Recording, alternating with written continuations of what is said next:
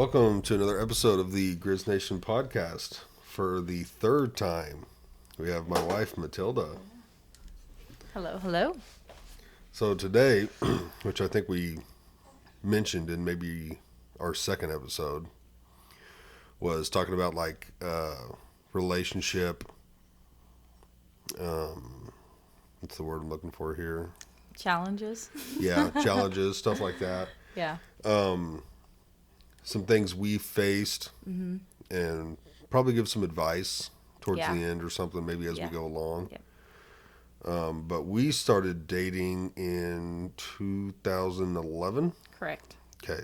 Yep. October 17th? Yeah. Okay. Yeah. Mm-hmm. Good job. October 17th, 2011. We were sophomores. Yep. It was really the beginning. I mean, it was in October, so it was really the beginning of our sophomore year. Yeah. Yeah, pretty early on. Yeah. Which I knew you freshman year. You started going to high school with us freshman year because you went to St. Mary's, which is still in Pure City, but private school. Yep. Never knew you before high school. Yeah. Which is weird. We lived in the same town. Yeah. We never noticed crossing paths. Yeah. So I mean, probably we did. But... Surely we had to have at a sporting event or at a gas station or something. Yeah. I mean, it's a pretty small town, Yeah. but knew each other freshman year. And then sophomore summer, we met at a county line. Yeah. Out at the creek. That was the first time we really hung out, Yep. like outside of school, with a smaller group of friends. Yep. Yep. And that was pretty much what I was like, I'm going to try and get her number, I think. Yeah. And I don't think we really saw each other until school started No. that summer. Maybe Howdy Neighbor Days. Maybe. Yeah. Yeah. But we started talking. Yep. And then I asked you out at the sophomore lockers. Yeah. Downstairs in the high school. Yep. Yeah. Yep. Right before volleyball. Yeah, practice. right before practice. Yeah. Yeah. We do have the baby with us. Yes, so we, as you just possibly heard, probably did hear, we do have the baby. Yeah, So I'll grab her. we put one baby down, and the other baby's too little for that. But I guess that does go to show that we obviously made it, and we're doing good now, so we have babies. So some of it might get a little sad. I mean, not too bad, but obviously it all worked out in the end. Hopefully she don't cry too much. Yeah. Come on, Stella. I know, yeah, Mama. Little babies. I would say our high school relationship was pretty good. Your typical teenage drama. Yeah. I mean, I think we broke up technically like one time. Yeah. I think I wouldn't even call it break. I mean, I guess, yeah, we broke up one time, but we didn't ever, like, go talk to other people or, like, date other people. It was... Because it only lasted, like, what, a week or two? Yeah, not very long. Yeah. And it was during... We split up a couple of times where it was like, let's take a weekend break, basically. Right. Your typical weekend break. Yeah. When was it? Wasn't it during homecoming? It was. Because you were in the homecoming. Yeah. Or was it me? No, it was you. Yeah. Because it was basketball, but you were... Yeah, I didn't play basketball, not in high school, but... I don't know. How did that work? Why did we still choose outside of basketball for homecoming? I didn't think we did. I don't know, but it was you. Yeah, it was, because Was that when I walked Kaylee? It was like me and someone else with Kaylee? I don't know. Anyways, yeah. I don't know either. I couldn't tell you. Because I think I walked with Sydney one time. Uh-huh. But I don't think that was the one. I don't know. I can't remember either. Sydney, if you watch this, remind us of how all this worked. Yeah, because I think I kissed Sydney on the cheek. Yeah. Yeah. Yeah. I think we were split like during that, but even then, like you came up and we took pictures together and all that stuff. because you asked me to. Yeah. Because I was like, well, we're probably going to get back together. We should have a picture of this. Yeah. But overall, it was good. It was. We had a lot of fun together. Mm-hmm. Yeah. Yeah. I definitely think I was a bad influence on you. A little bit. Mm-hmm. Yeah. Yeah, because, I mean, we were drinking 7th grade. You did nothing like that. Not me. No. Yeah, He was. I was. Yeah, me and my buddies. Yeah, We were no. drinking since middle school. No. You had never done anything like that. No. And you didn't very much in high school. Yeah. Very little. Yeah. Maybe as much as I do now. Yeah, for real. It was not much at all. Yeah. Yeah. So yeah, I mean, high school wasn't. There's not a whole lot to talk about, just because it's not like we had adult problems. I can't even tell you what is. Well, I mean, we argued over what he's doing right now. Oh yeah, that's a good point. Yeah, Yeah. Dipping was a big thing for you. It's in high always school. been. Always Yeah. been, but it's been way better in the last. I mean, really, how long we've been married now? Coming up on 6. It's still that big of a deal for me, but I've matured about things. Mm-hmm. So. Yeah. And that we'll get into that too. We're gonna get into that, but that was a big deal. Yeah. Um, Honestly, that's like the only thing I can really think about. really I mean, was. yeah. I mean, your typical stuff. He would want to be a teenage boy, and it's like you can, not hang out with your buddies that weekend and go hang out with me. But looking back, if I don't know, it's hard to feel super secure about your relationship when you're dating in high school, So now it's like you could have gone out more with your buddies because I get you for a lifetime. You know what I mean? Right. But And I still think we did both of that a lot. Like we did, both hung out with friends a lot. It's not like we were. did. Right. We were not. We were very attached to each other, but I wouldn't say we were like attached at the hip. Right. We were never like, oh, we have to be with each other every single weekend. But we did spend a lot of time together. We spent time during the week. We spent time certain weekends. We made, time for each other specifically. Yeah. But also friendships. I mean, I remember I had sleepovers with my girlfriends all through high school. Yeah, and So- your parents were pretty strict as far as like when it started getting late. So I mean, it was like if we hung out, it was typically during the day, and then me Right. and the boys would go drinking at night. Yeah, that's true. So Yeah, whether it was like after a football game Friday night, we didn't hang out too much. We didn't very often. Yeah. And honestly, that was fine because like that was our thing. That was the boys' thing. Yeah. Like after a game, win or loss, we were going to go party. Yeah, I would go over to Christine's house super often, or she would come to mine. I mean, that was a thing. Like, yeah, that was time for each other. But I think that was something that we did get right. Yeah. Is that we spent a lot of time with everybody. Like So- every Sunday, I was, I think typically at your house.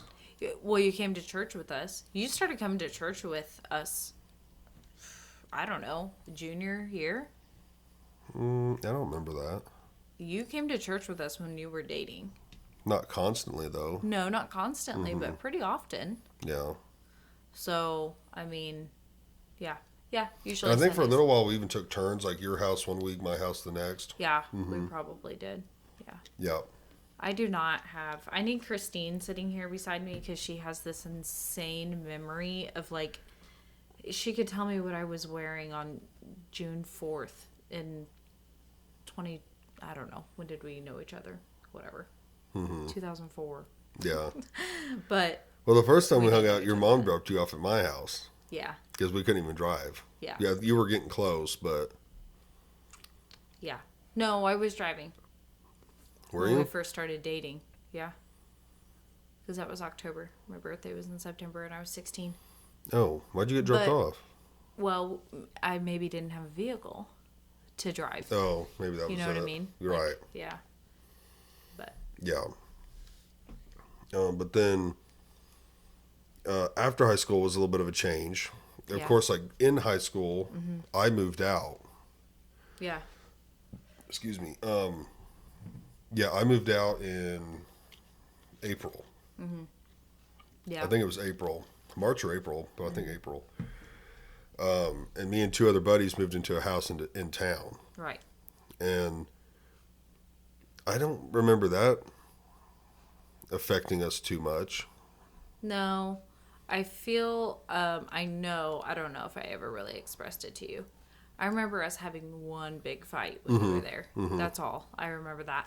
But I do remember being annoyed with the partying that went on. In Yeah, that so house. you guys moved kind in. of took off with that stuff. Yeah, that was the hardest. That was my hardest partying days for sure. Yeah, yeah, Yeah, I remember that fight. I don't even remember what it was over. yeah. I don't know if it was I over. remember I punched a wall and I hit a stud and damn near thought I broke my hand. Yeah.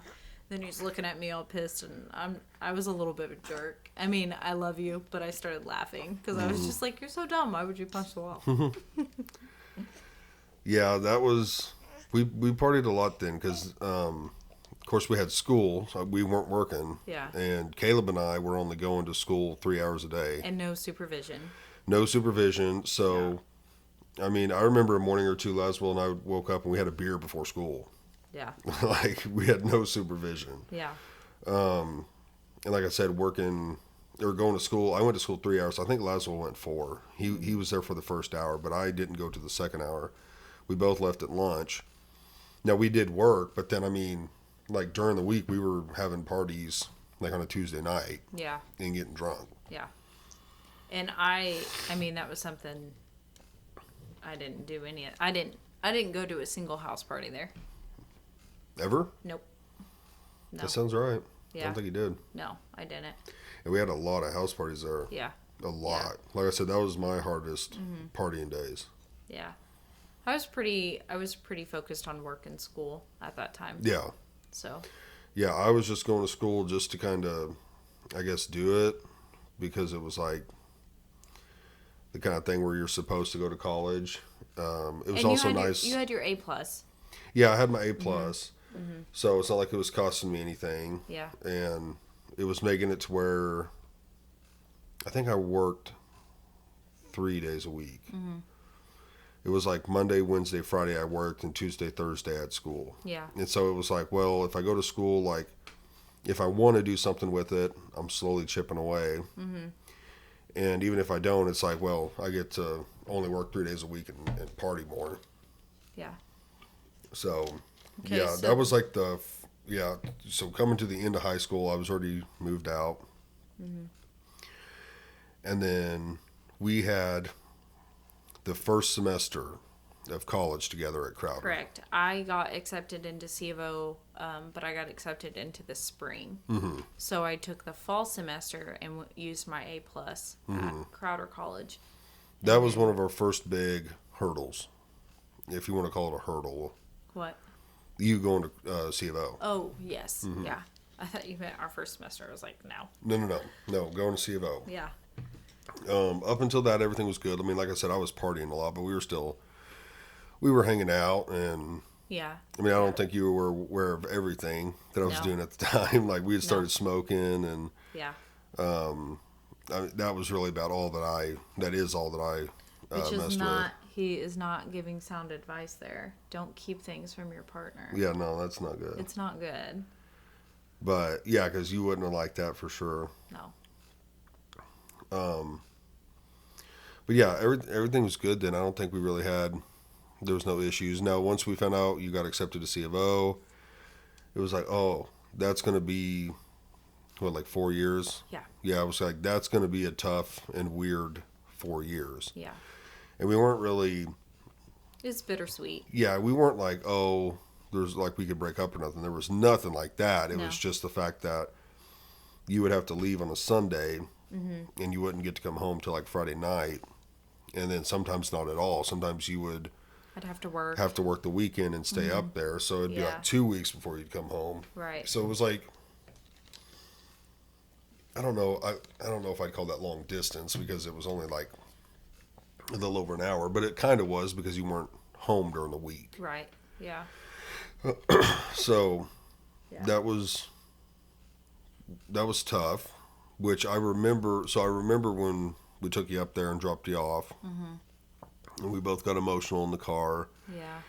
But I think even in the car, I remember saying like, you know, this 4 years is going to fly by. Yeah. Like in the moment, it's not going to seem like it. And at times it didn't seem like it, like felt like it, you know, especially in like stressful times of like, schoolwork for me and work for you and different things. It was like, oh my gosh, okay, I just want to be home. And that sucked, when you want to be home with each other and you can't be. Yeah. That was probably like the hardest feeling.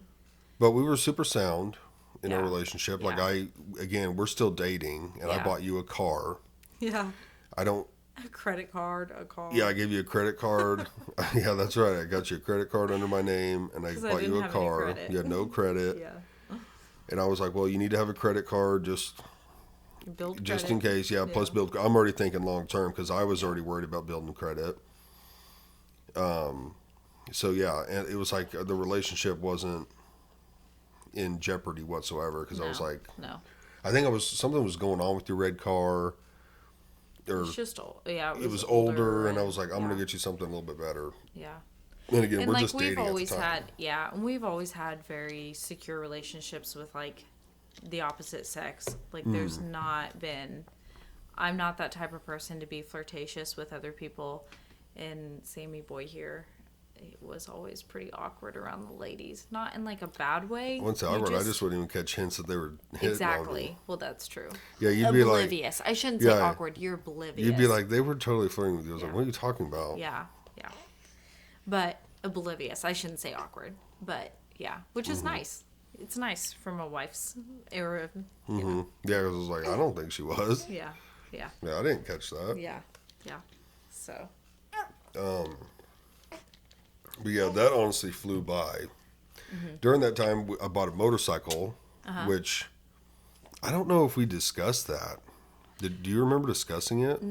no, I mean, there wasn't, it was pretty like Spontaneous? quick. Yeah. So, I remember you were like, I'm kind of looking at bikes. And I was like, really? Do you even know how to ride? Like, it was not, I don't mean that in a mean way, but it was like, I've never seen you ride anything. And you were like, yeah, I've rode some dirt bikes. We'll figure it out. And I'm like, okay. And so you did. Which is something we fell in love with. Yeah. Which was super fun to find a hobby that we really liked together. Because, Your parents were pissed. Yeah. They were like, she is not getting on that bike. And I was like, at the beginning, I was like, I'm in full agreement with you. Like, until I'm comfortable, I Right. don't want her on the bike. You're right. Because I don't want her to get hurt and I don't want her to hurt me. And then our first ride together, I'm not even kidding, my seat is freaking bungee corded to the bike. Like, there's not even bolted on. You're like, I got the seat, but we don't have this, like the bolts Yeah, it was to missing put a it bolt. on. And you're like, do you want to go? And I was like, I guess. And you're like, hold on tight. Yeah, I don't think we ever told my parents that one.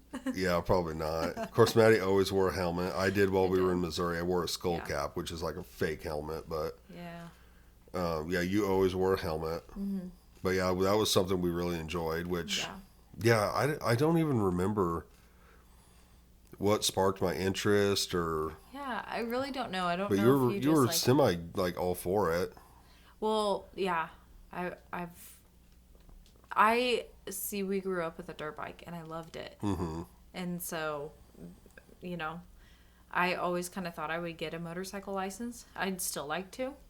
I would not be opposed to us both having a bike in the future. But yeah, it's just, I guess, I don't know how we want to work this episode, but there's a piece of advice that I would give too, is find like interests in something, Yeah. even if it's not something that you grew up doing. So like, I didn't grow up riding motorcycles. Like I said, we had a dirt bike, but we only had that for so many years. Right. You didn't grow up riding motorcycles. No. And then it Dad was, briefly had one. right. But then it's like, yeah, same here. My dad had one for a while. But it's like, that's just something that we kind of found together and we love, you Yeah, know? still do. So- Have one now. Yeah. So, but then I would say through that time, everything was kosher. I was working part-time, going to school. Yeah. Eventually, I stopped going to school. Yeah. Just wasn't for me. Started working full-time. Fast forward even more, you graduate. Well, we got engaged. Oh, gosh, I'm skipping over stuff. Yeah, we got engaged when you were in school. So that was one of our, Okay. I would say that was like, That was a big definitely a hurdle. Did I talk about that story? We did. We Okay. did. So we can kind of quickly go Yeah, over we'll it. quickly cover it. And again, from high school even, we had talked about getting married. Yeah. Pretty much knew that we were going to get married. Yeah. I remember the moment that I was like, I could marry this guy and never look When? back. It's, I don't know. It's kind of personal. So, yeah. 16th birthday? No. No. Yeah, so we really just didn't get married any earlier because of, I would say, society standards. Well, also we knew I was really trying to get into C of O. Well, not so much married, but at least engaged. Yeah. Yeah. And then her parents, a little like, basically, the society norm was not to get engaged at 18, Yeah. you know. So it was like, whatever, that'll give us time to, just make money and keep going. But then, yeah, I went to ask her parents' permission, and they were both like, absolutely not. Not because they didn't like me, but more because they just wanted Mattie to finish school, and they didn't want us to like get married and get pregnant and all that before she finished. Right. Which is understandable, but they didn't really make that known when they told me no. Correct. Yeah. And I didn't really ask because I just had to get out of there. Yeah. It was so awkward. Right. Like, till this day, the most awkward thing I've ever done. Yeah. And I've had to do public speaking before, and that's like my biggest fear. I have no desire to ever do it, to ever get better at it. Like, people don't understand You how. have gotten way better at it. I don't know. You have. I don't know. Yeah. It's such a fear of mine. Like, people don't understand. They're like, well, you just need to get better at it. It's like, dude, you do not understand. I am terrified. Yeah. I hate it. Yeah. It's not my thing. Which is But- funny because you are good at it. If you I don't do think it, I am. you're good at it. I think I might fake it for a minute, but I can hear myself. Fake it till you make it. I sound ridiculous. No. But, yeah, I asked them. They said no. And I want to say like a week or two later, we got engaged. Yeah. And I'll respect your parents, but I was like, my mentality was, well, we're already wanting to get married. Like, we're treating a relationship as we are married or will be married. I more so asked your parents as a tradition, as a thing of respect.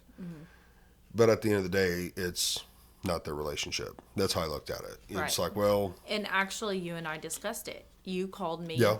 And you told me what had happened. And we made a decision together to go ahead and go through with it because, like you just said, it is our relationship and it was our decision to make. Now, absolutely, like, I respect my parents. You still respect my parents. This is nothing out of disrespect to my parents. It wasn't like we were going against them. And don't get me wrong, I do think that parental insight on relationship is very important. oh yeah, And if your parent, if my parents would have come to me and said, we don't think you should marry this person because these 4 reasons, and they're sound reasons, then you need to take that into consideration. right.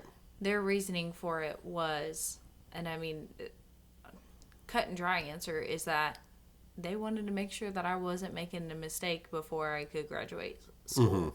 And that's all it was. And we both knew we weren't going to do that. Right. We were not going to get married before you graduated. Right. We were not going to have kids before you graduated. Right, because I had to get through school. Like, I'm not home. He wasn't No. moving up to me. We had our own goals. We were Yeah. going to. And I was You were gonna pre-vet. finish school. I was pre-vet at the time. I was Right. planning on like going lot either of to school. Columbia or to Texas was like my next choice.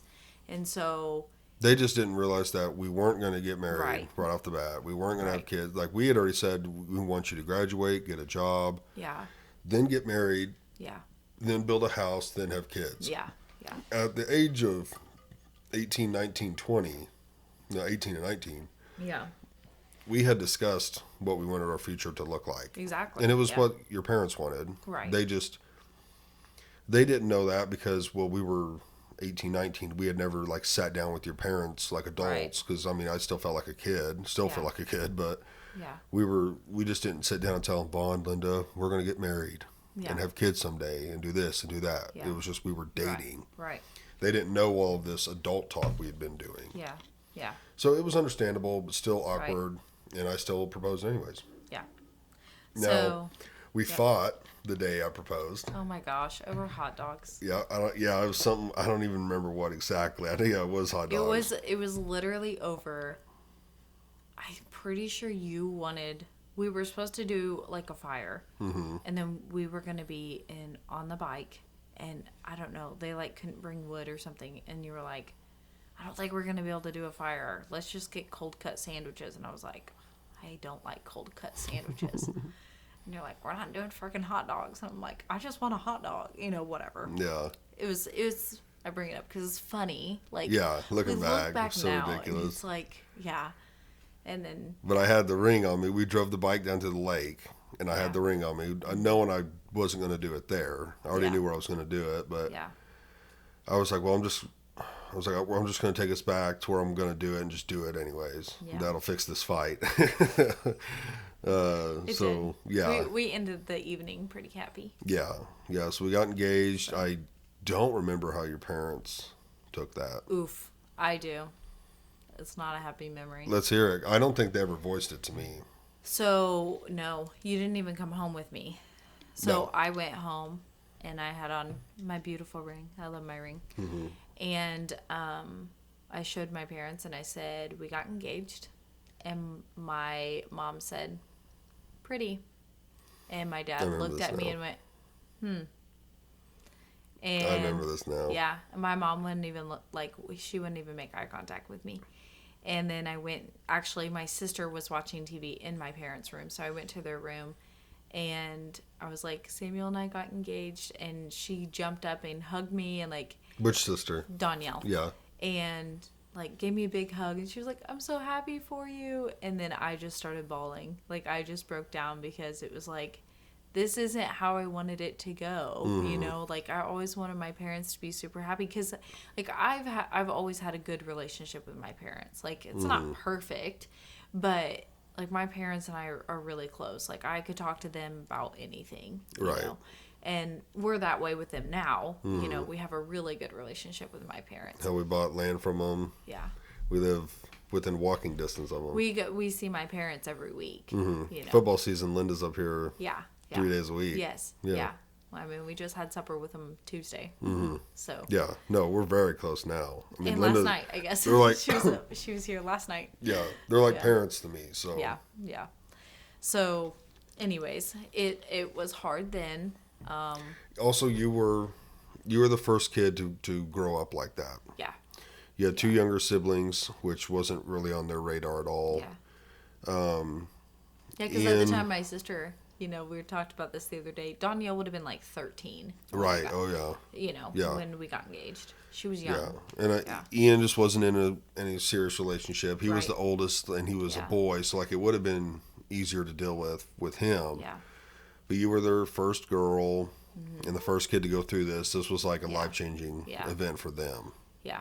And it's funny when you're the first couple to go through these things, it can either be really hard or really, really good. We were the first to have a grandkid. Yeah. And they love all their grandkids, but Parker really got spoiled and still is. And they were just so ecstatic when we had Parker. But we were also the first to have a serious relationship, and they were really strict on us. Yeah, really strict on us. The other 2, one of the parents was like, oh, Ian could get pregnant now. We wouldn't care. We would just want to have more grandkids. And they're super religious and strict. Not super, but definitely had to be married before sex and children and stuff. And now with Ian, they're like, oh no, he could get her pregnant now. He's He'd be 30. fine. Yeah, he's 30. That's the reason. He's 30. Yeah, which my So brother funny. is not that way, but yeah, it is funny that. Oh, it changes big time. Yeah, that they're because we had the hammer thrown down on us. It was the rule book, everything. Yeah. And but looking back, I understand that's why. Yeah. You know, so it makes sense. But it is. You graduate. Are we up to this point now? Mm-hmm. Yeah, you graduate, and now it's I think we were already planning the wedding by then. Yes or no? Oh my gosh. Mm-hmm. That tells you the difference between a man and a woman. Mm-hmm. Samuel, I spent all 3 years. We were engaged for 3 years. Mm-hmm. I spent all 3 years planning this wedding. doing research, buying things cheap, We making got married in things. 18. Yes, You graduated in 18. 18. Okay. So I graduated I finished in December of 17, but then walked in the beginning of 18. Right. And then we got married June 9th. Yes. Okay. So came So home and did you come home after December or? yes. Okay. Then yeah. But you walked in May. Yes. Okay. And yeah, so at this point, it's like now our main focus is the wedding, finding you a job, because we always said we wanted to work in, like both of us to be working. Absolutely. Yeah. I got a job almost right away. Kudos to anyone that like Yeah. does single spouse working. Yeah. I personally don't know how people do it, You have to have better jobs than we have. or be really frugal or something. Yeah. I Yeah, don't that's know. true. Yeah. Yeah. You can live like that, but you have to make the cuts, you know. Yeah, there's got to be cuts made somewhere. You don't have a motorcycle most of the time. Right. Yeah. There'd be. It's just yeah. Yeah. No. Nothing like that. Example. But yeah, you always had a good work ethic. I enjoy working. Yeah. And I was just, I was like, no, we're both going to work. You wanted that as well. So we were on the same page as that, but we get married, and wasn't the first year It's good. good? Yeah. That's what I thought. It was, well, okay. We had a little bit of hardship right before we got married, moving into the house that we moved into. So that was definitely a give and take time. Yes, that was a in our give and take relationship time. So because, yeah, it was a lot of give from you. I still think, and I'm a Christian, I know most Christians would say, like, maybe don't live together because you're typically going to have sex if you live together, but... That's not what I was referring to, but go on. Yeah. Well, I just think, I know you're talking about the house, Yeah, but okay, gotcha. I still think you should live with someone before See, you and get I married. disagree. Yeah. Yeah.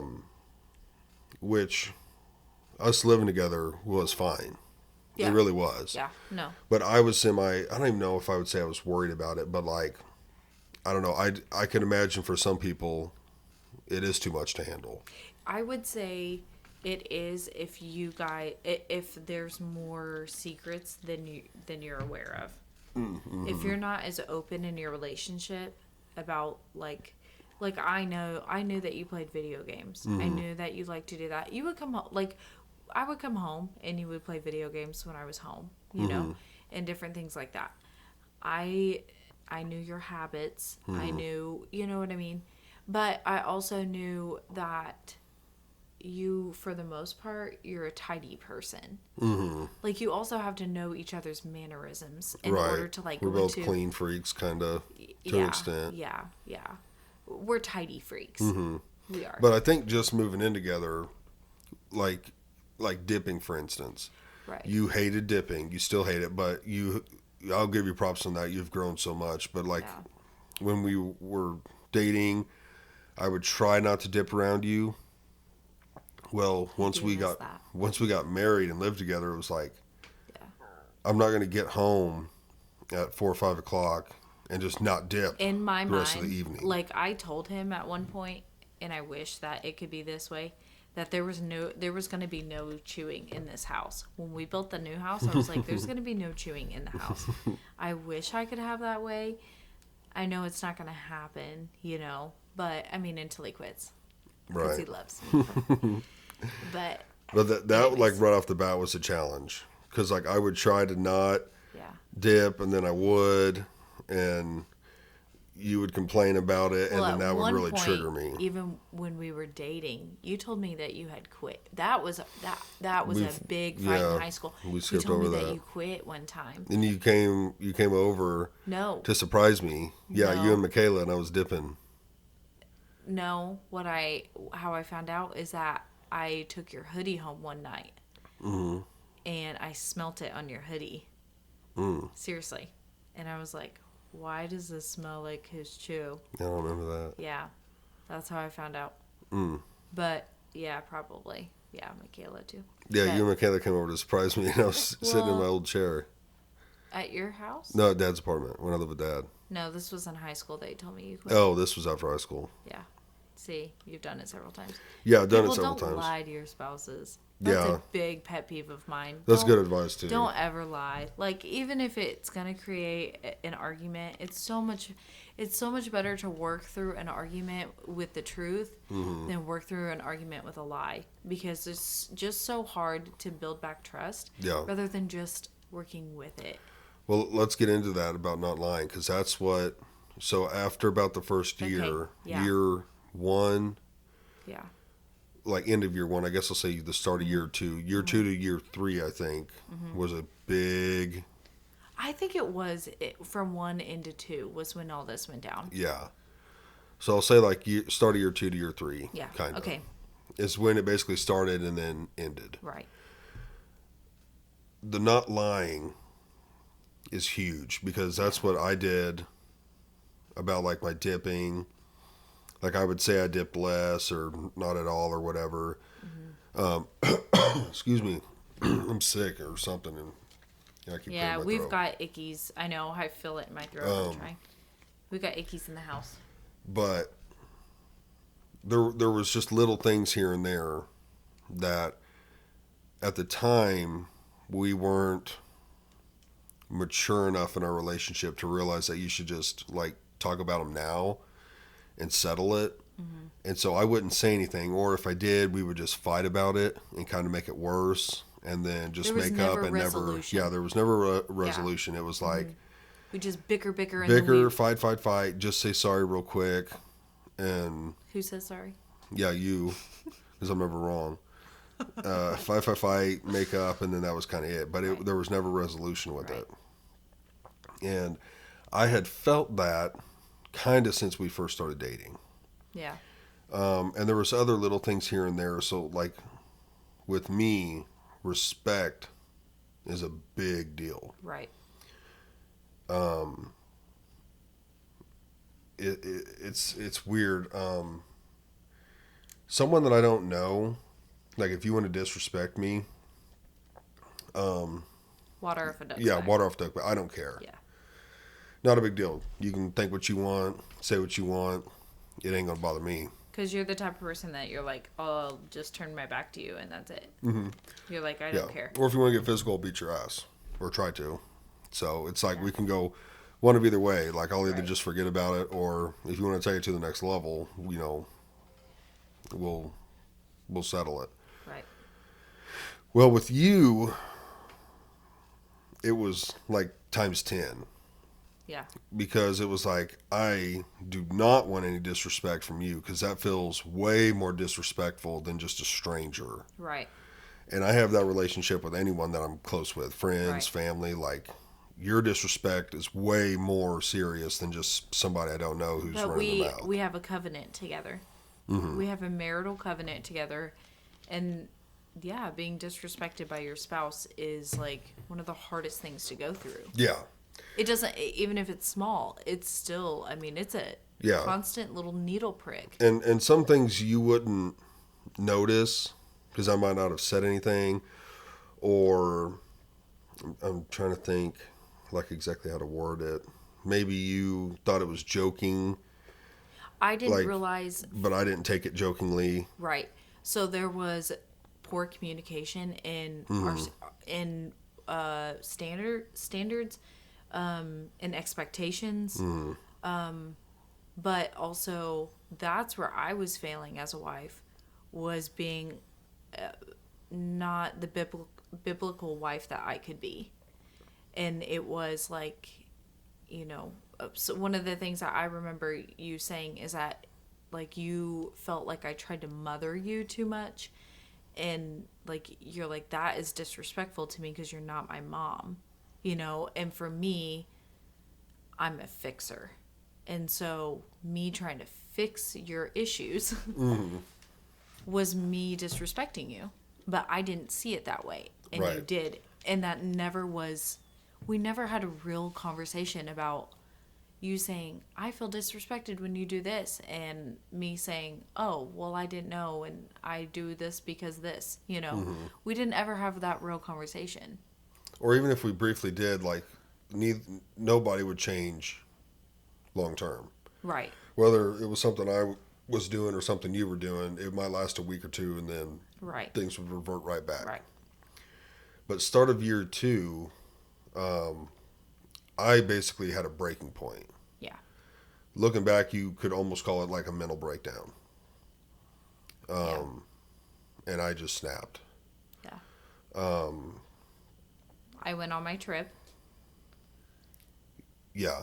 Yep. I went on my trip with a girlfriend. We were gone Okay, for yeah. like 5-6 days. Real quick, when was your work trip? When I got wasted. Weren't we fine by Oh. then? You got home when I was like wasted. Was that before it or after?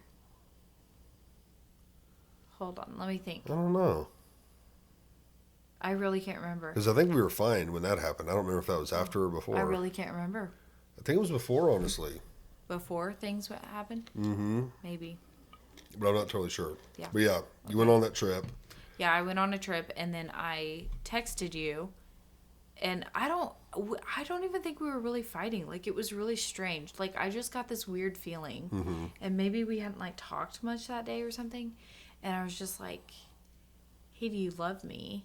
And you were just kind of like, "Yeah," but not like, "Yes, I love," you know. It was just kind of like, "Yeah," and I don't know. It got to the point. I don't know how far. Sorry, but You can keep going. But I asked you, I was like, "Are you leaving me?" And you're like, "We'll talk when you get home." Mm-hmm. And I freaked. Like, I was just like, what is going on? Like, I didn't expect that answer. Like, Right. you know, and like, yeah, I had like a meltdown that night. Like, I told my Right. girl, like, I didn't sleep that night, and we were driving home the next day. Like, Mm. yeah, that was a bad night. Yeah, I don't know how you were that night, but I was not well. I think this was something that had been boiling. Mm-hmm. You know, at this point we're married, so We this had is been fighting into our a second year. lot. I don't know. We had been together Yeah. 6, 7, 8 years, something like that. Yeah.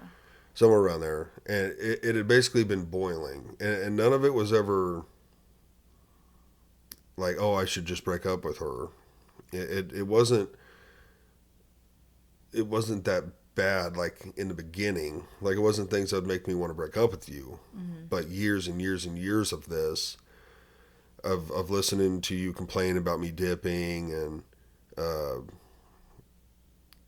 you know, the disrespect things that might happen, whether they were big or small. Like, these things over the years just were boiling inside of me, and I don't honestly remember what the straw that broke the camel's back was. Yeah, But I when it don't happened, know. it happened. Yeah.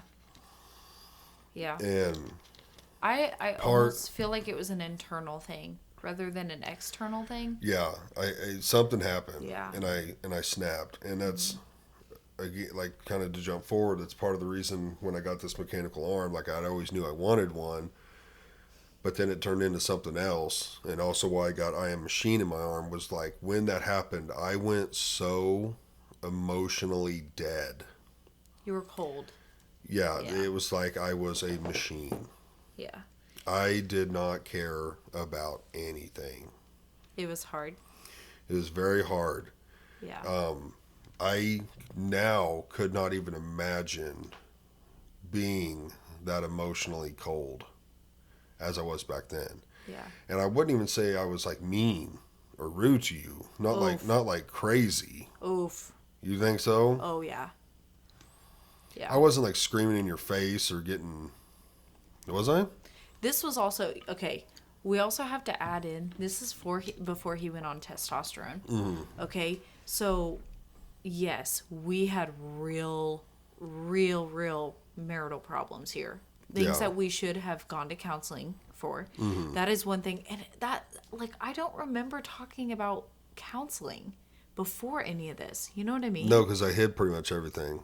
Well, and that's the thing. Like, That's where the being honest and there was, open. yes, but also there were so many little bickering fights that it should have been like, these are what was boiling. I know, and we should have been like, we need to talk to somebody.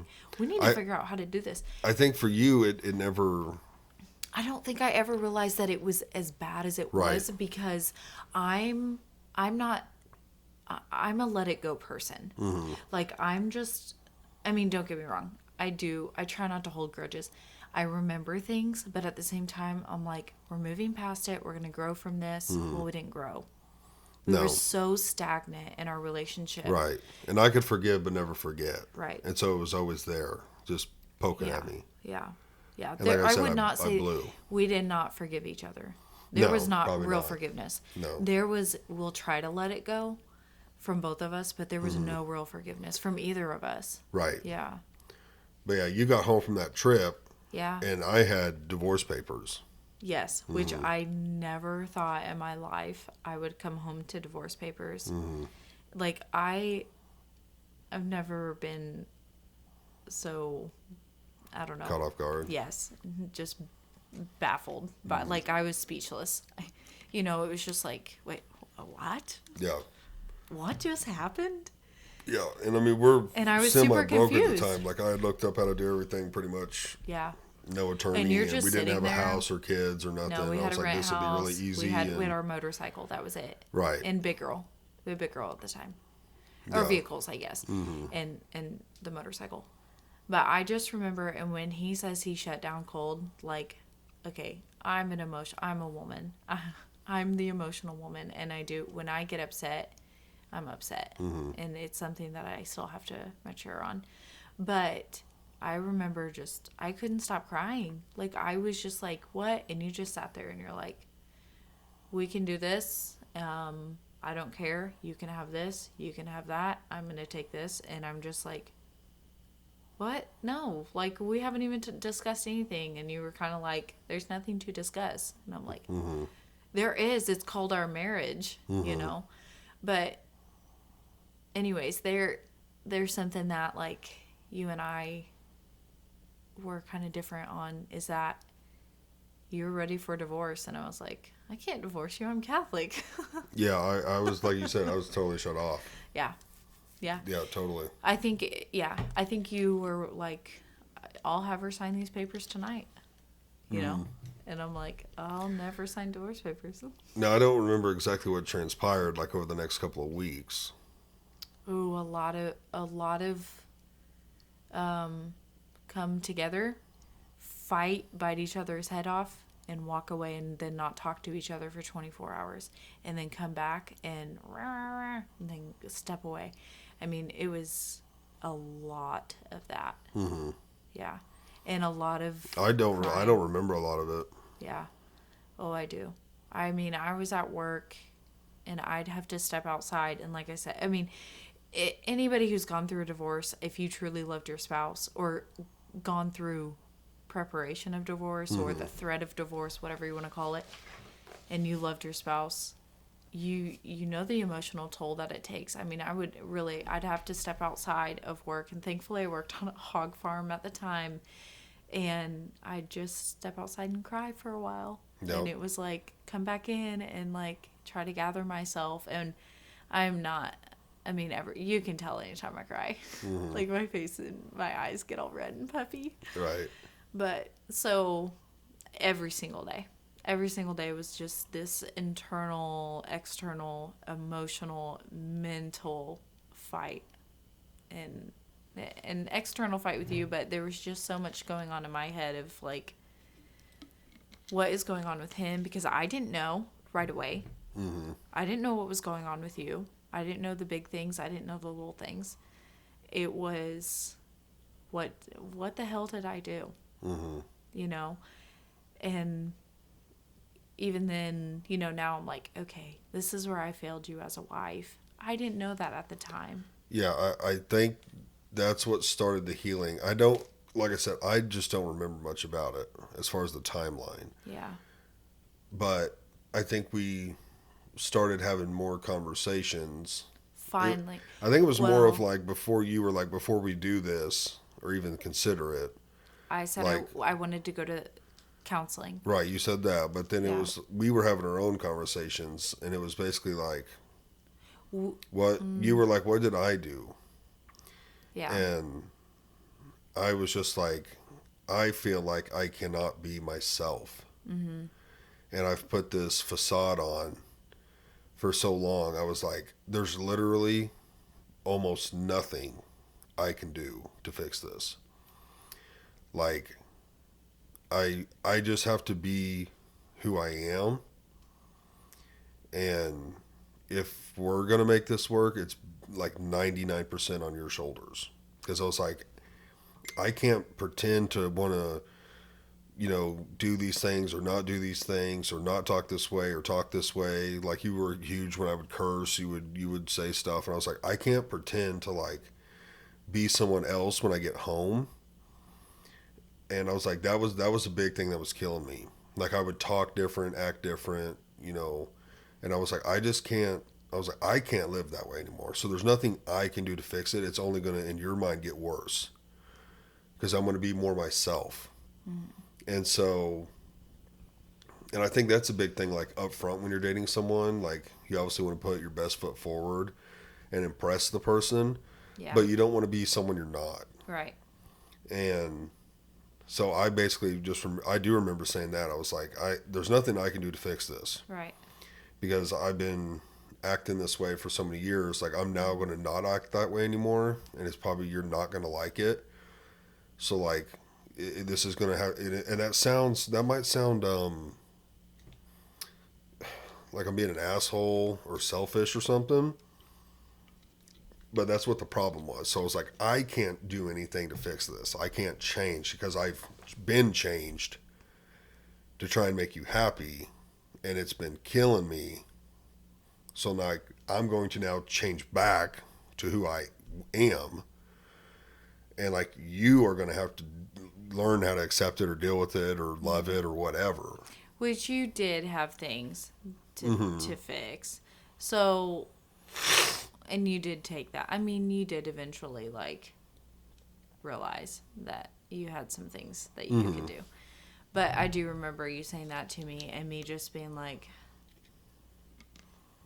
okay, well, I mean, I guess if I want to keep him, like, I'm going to have to figure out what I need to do as a wife, because even when you said that, you gave me nothing.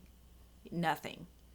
It was you being the person you wanted to be was shut me out and play your video games and do your thing. I think at the time it was. It was. It was at the time. I'm not saying that's who he is now. At the time, Right. it was you. I don't exist. I'm not your wife. You're gonna do whatever the hell you want. And so it was. You just played video games like all the time. I would go to work. I'd come home, and most of the time I would leave. I spent a lot of time with my cousins and with my brother. My brother was around, like, well, I mean, he's around now, but he was like the only one because Jonna was going to school. Danielle was like in high school doing her thing. Right. So Ian and I we'd like go out coyote hunting and stuff all the time, or like any running he had to do. Like I would just be the annoying sister and I tagged along with him. Like we hung out a lot and with my cousins and their babies and everything. So there was a lot of that, and then what I can't remember what came first, but anyways, I started listening to podcasts at work, marital podcasts, and just it was Christian based, and so I was just trying to figure out, like, and a lot of praying.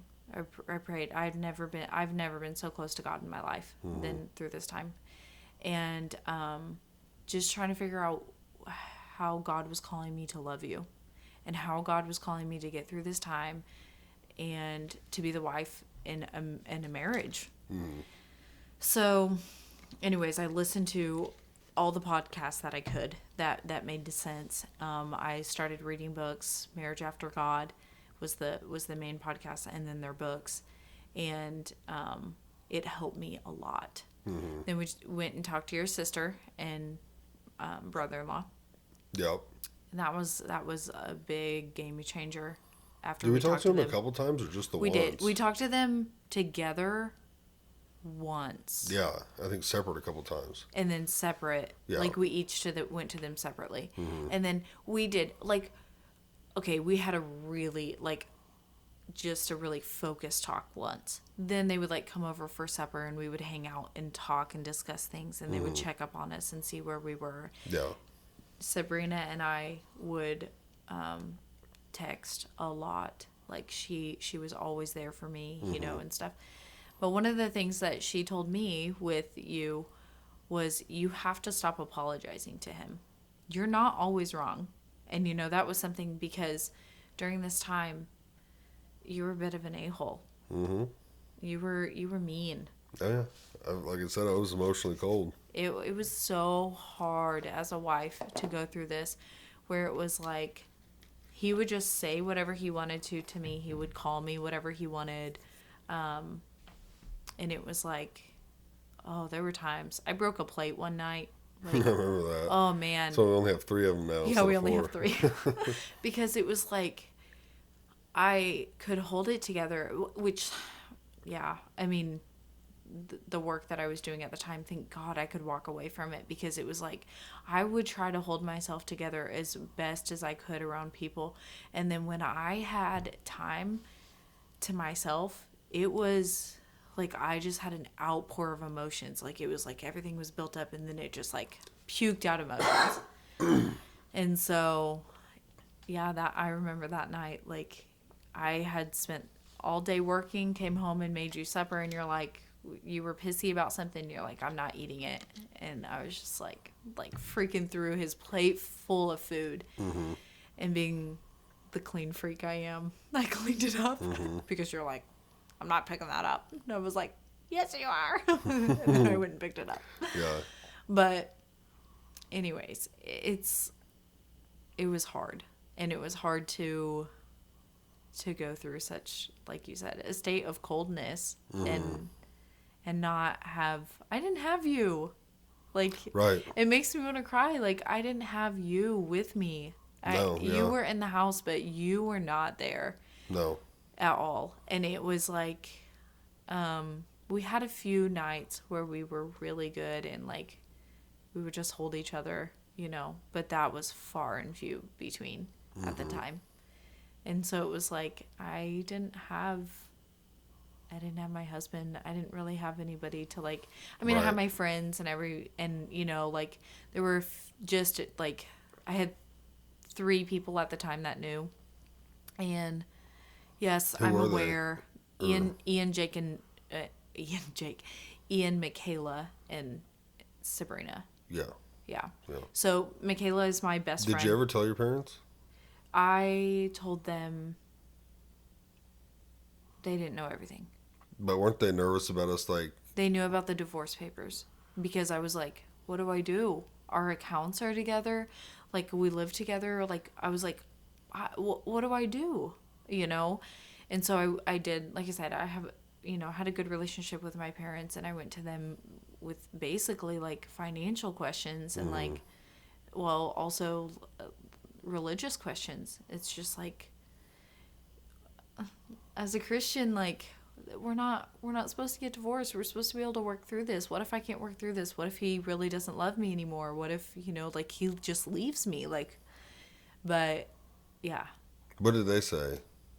Because I remember we did split our bank accounts too. We were taking steps to, or I mean, I was forcing you. I was like, you're getting off the bank account. I don't know that. I don't know. Okay, whatever. Yeah, my parents said, you have to split your money right now. Mm-hmm. They said, you have to have your own account because if he does leave, you have to have something. Right. So, which I don't think you ever would have just left me with nothing. Mm-mm. I don't know. I don't think you would have. Even being as cold as you are, you didn't hate me, you know. So, anyways, and you're not that kind of person. So,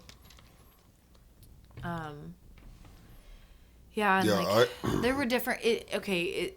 We got so much advice, but it was dependent on, like, what we were dealing with at the time. Mm-hmm. So because we had a lot of different issues. Well, and that was another thing that, like, some people couldn't give us advice on. They're like, well, what happened? Like, what? Because normally there's something big that happens, and it was like, no, nothing big happened. It This led has to been something. years of little. Yeah. Yes, it led to something, but Yeah. this Correct. is years of little bitty things, Right. and people couldn't understand that. And It I was didn't like, stem from one big thing. right. And people couldn't understand that. They're like, well, why are you so mad? Or they would ask you, I'm sure, like, well, why is he doing this? And it's like, I don't know. they're like, Yeah. we have basically 8 years of fights that never got Yeah. resolved, all came to a head. Right. Literally in my mind. I don't remember what the switch was, but Yeah. it's like, that's what we're dealing with here. Yeah.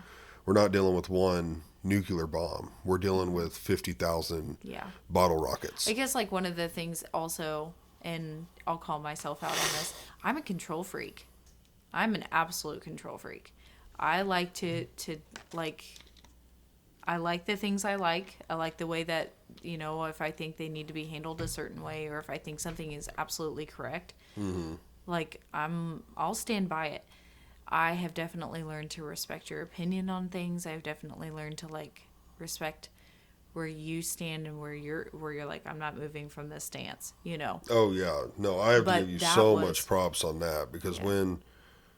and this is jumping forward a little, but like once we started the healing process, you were like, I see things that I'm Yeah. doing or have done Yeah. that upset you, Yeah. and like you were like, I'm willing to change those things and like be better. And once you said that, I was like, okay, we can now continue forward. Yeah. It's like that's all Yeah. I needed. Yeah. But But I mean, I will say that- I'm I can be a very cold person. Yeah. I am either a Care Bear Yeah. or a grizzly bear. And true. most of the time, You're my Pooh Bear. most of the time I'm a Care Bear. You know, I've got the, Yeah. you know, not the rainbow for gay, but like the rainbow for happy. Like I'm the loving Care Bear. Yeah. But in the blink of an eye, I can just shut people out and have no problem doing Yeah. it, and it Yeah. don't matter who it is. And that's something that you could still work on. That's something Could still. I mean, I've got that in our marriage, well, just with me. just with you. I mean, I've got 3, well, close family members. There's more that I don't talk to, and I don't. Not that I don't talk to all of them because I don't like them. Like some of them, we just, you know, Not that close. Not that your close, Your but- family's not that kind of family. no, For the most part. not really. But there's 3 very close family members, and I've spoken probably about all 3 of them on throughout all of these podcasts. But, and as a Christian, I don't hate them. No. You know, it's not like I've got hatred towards them, but just don't care. And there's a difference to me. I don't hate you, but I don't care. Yeah. Like, yeah, it's just it's I not don't- a it's I not a don't big love that deal. for you. It's not a big deal to me. So like, they're shut off, and that'll be fine. Yeah. At this moment, the next time I'll see the 3 of them, will be at their funerals. You know, Well, that's not true. I mean, yeah. Well, I Something- might see them at Walmart, but I ain't gonna talk to them. Well, something may. God works in healing ways. He does, and I truly believe He that. won't on one of them. I can guarantee him that. Yeah. Yeah. So Yeah. I mean, you never know. God may take I do. this podcast as a challenge. No. So, but, okay. So that's where we really started. Okay, yes.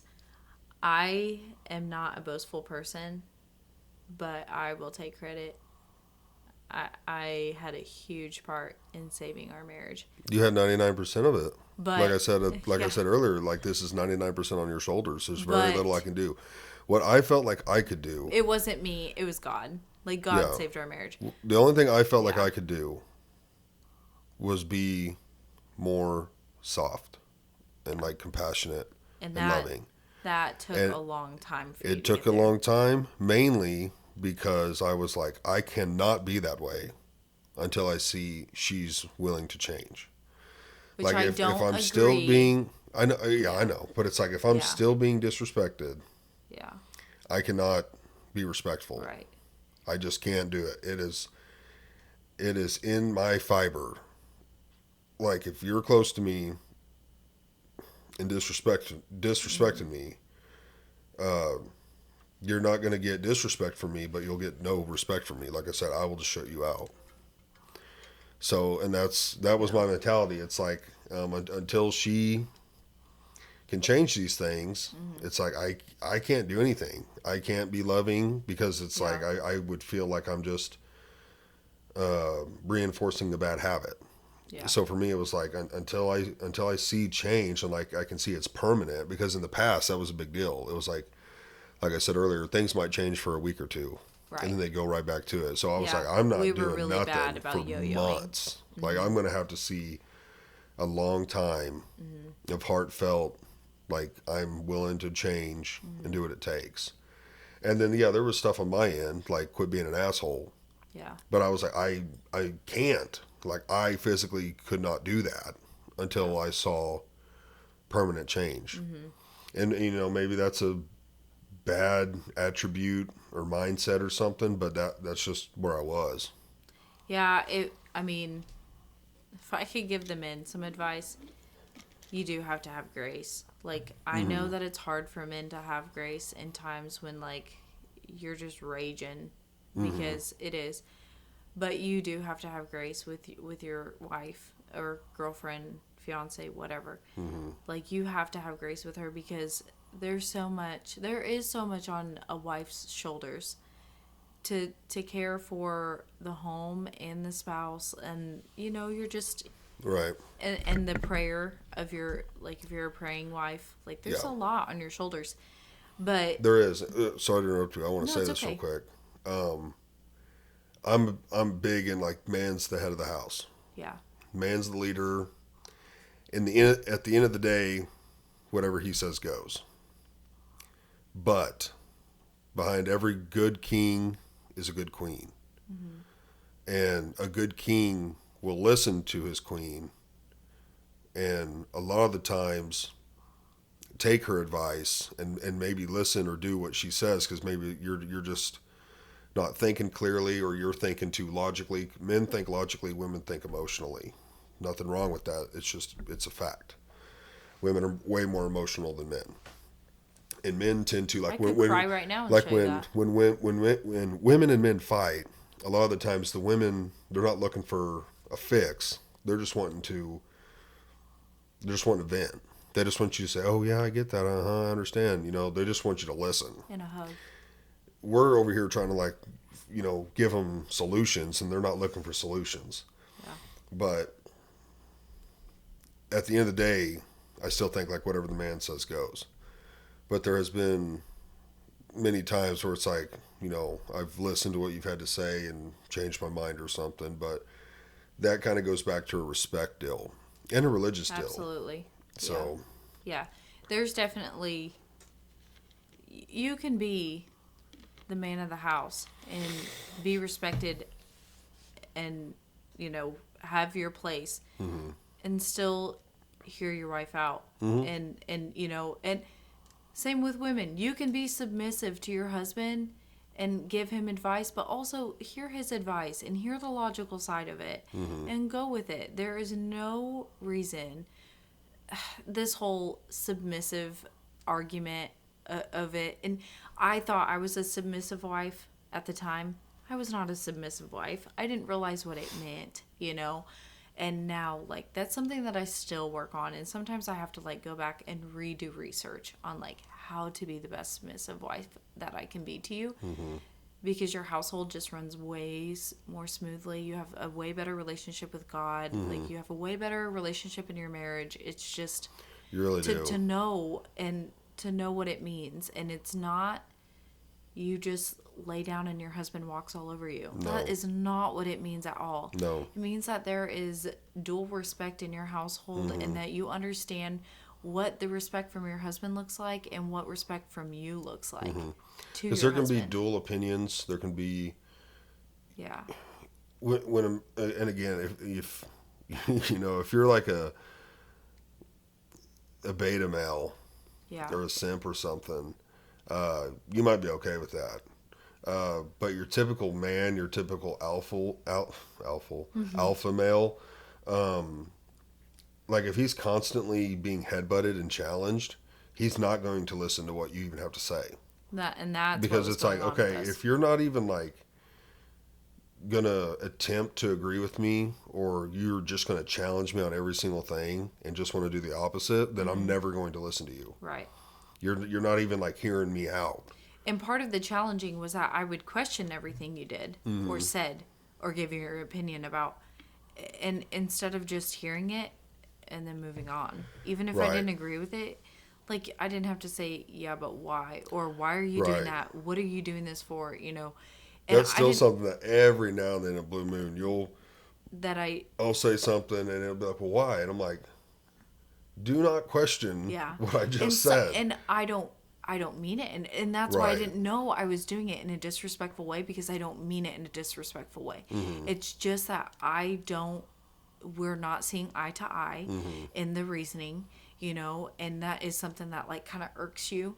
And it's like, okay, well, I didn't mean it that way, you know, but you're like, yeah, but you don't have to do it. And you're like, okay, like I can just trust you through it. Right. Especially if it's not a huge decision. Now, Facebook Marketplace, I'm going to question you every time. But, you know, if it's just like, hey, we're not doing this weekend. Well, why? Well, you know what? Maybe I'm really tired, you know, or you know. But anyways, it doesn't always have to be questioned. Right. But I mean, And it's yes. knowing your spouse, like Yeah. knowing what gets under their skin. And that is something. Talk about everything before marriage. Everything. Go.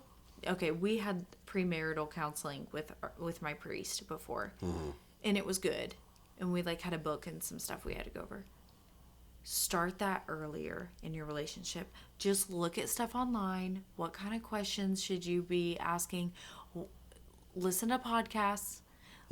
Go to people for advice and say, what are some questions that you wish you would have asked your spouse before you got married that you didn't? Right. What kind of things did you wish you would have known about your spouse before you got married? And with counseling, like I'm huge against counseling. Yeah, it's not your Especially like just like one-on-one, like you're someone who's like, oh, I need to go to counseling. You know, excuse me, but you sound like such a pussy. Like, I do not understand that whatsoever. Keep your shit to yourself. But with marriage counseling, I was so against the idea of going to someone. Because one, I'm like, well, I'm not going to a woman. Like, right off the bat. I'm not going to some man-hating bitch who just wants to sabotage a marriage or something. I'm like, I'm Right. definitely not going to a woman and listen to her, you know, berate me or whatever. So that was off the table right off the get-go.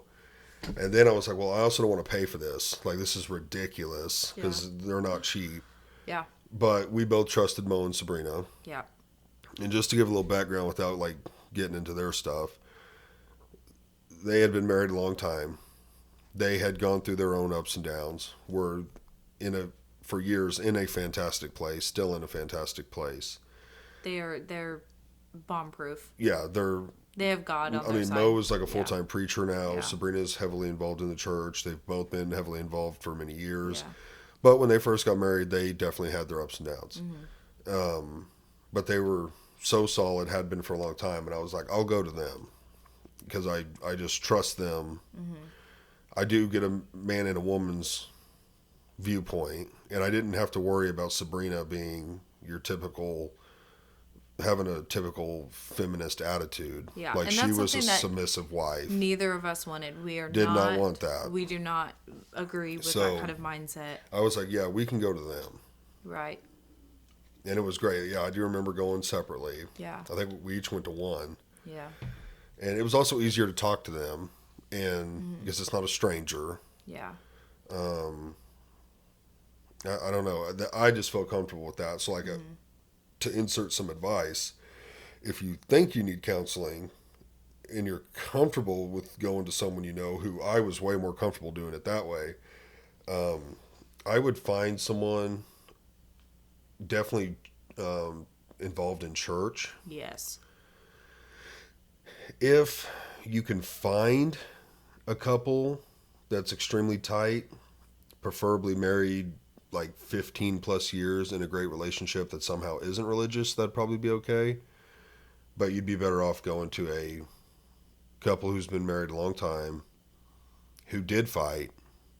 I would never trust a couple who said they never fought. They're lying. I've heard one. I worked with one person, and she said she and her husband have like never fought, and they don't fight. She's lying. And I was like, "Yeah, She's lying. Same here." They'll probably get divorced. No, hopefully not. They're really great people. But she's lying. But yeah, I would find that. And if they have opposing personalities. Well, not opposing personality. Well, yes, that's one thing, but that's another thing we had was opposing religious viewpoints. We have I would almost say that we have opposing personality. Well, okay, I don't know. Our personalities aren't opposing. I wouldn't say our upbringing was pretty different. You think so? Yeah. We went to church. Yeah. We were in sports. Yeah, but we had married parents. Yeah, I know. There's both of our parents fought. We watched both of our parents fight. Yeah. Growing up. Yeah. I don't know. I don't think so too much, but like religiously we were different, which was a big thing in the beginning. I would say religiously, being brought up religiously different actually was probably because I guess that's really what I mean more so is that like morally, we do have some morally opposing viewpoints of what's wrong and what's right. Do you think? And to what extent? Like yes. what? I don't know about that. I don't. I mean, yes, you do. You know where I stand. I don't like cursing. And yeah. No, this is what I'm talking bigger things, I guess. Oh no, like little things. Oh, okay. So like, cussing is one thing that like I try not to do. And like I try to watch what I say, and like so I'm not like I'm gonna spare your feelings type of person, but I do try to watch what I say because I don't want to offend people and like hurt their feelings when like I'm kind of sensitive about that, I guess, unless it's liberal that I'm not as bad. Anyways, and then I don't know, I was thinking of some other things like different addictions and like drug use and different things like that. Yeah. Like we're a little bit different there. But I would say as long as like people your counseling couple can understand that like there may be some morally different opinions which play a role in a marriage. I don't like you're like, well, that's small. We've discussed all these things. We've fought about all these things. We fought about them. So, yeah. And I mean, a big one was religious, though. Yes. You were Catholic, I was not. Yeah. Yeah. That's something, that was one of the things I had to deal with. That was one of the 1%. Yeah. I mean, it's bigger than 1%, but I mean, it was, when I say 99% of it was on you, it was like literally, you have to do so much of this for this to work. I just can't. Yeah. But the religious thing was one. I knew that was never going to change. I knew that when we got married. I knew that when we were dating. Yeah. It's not a huge deal for me.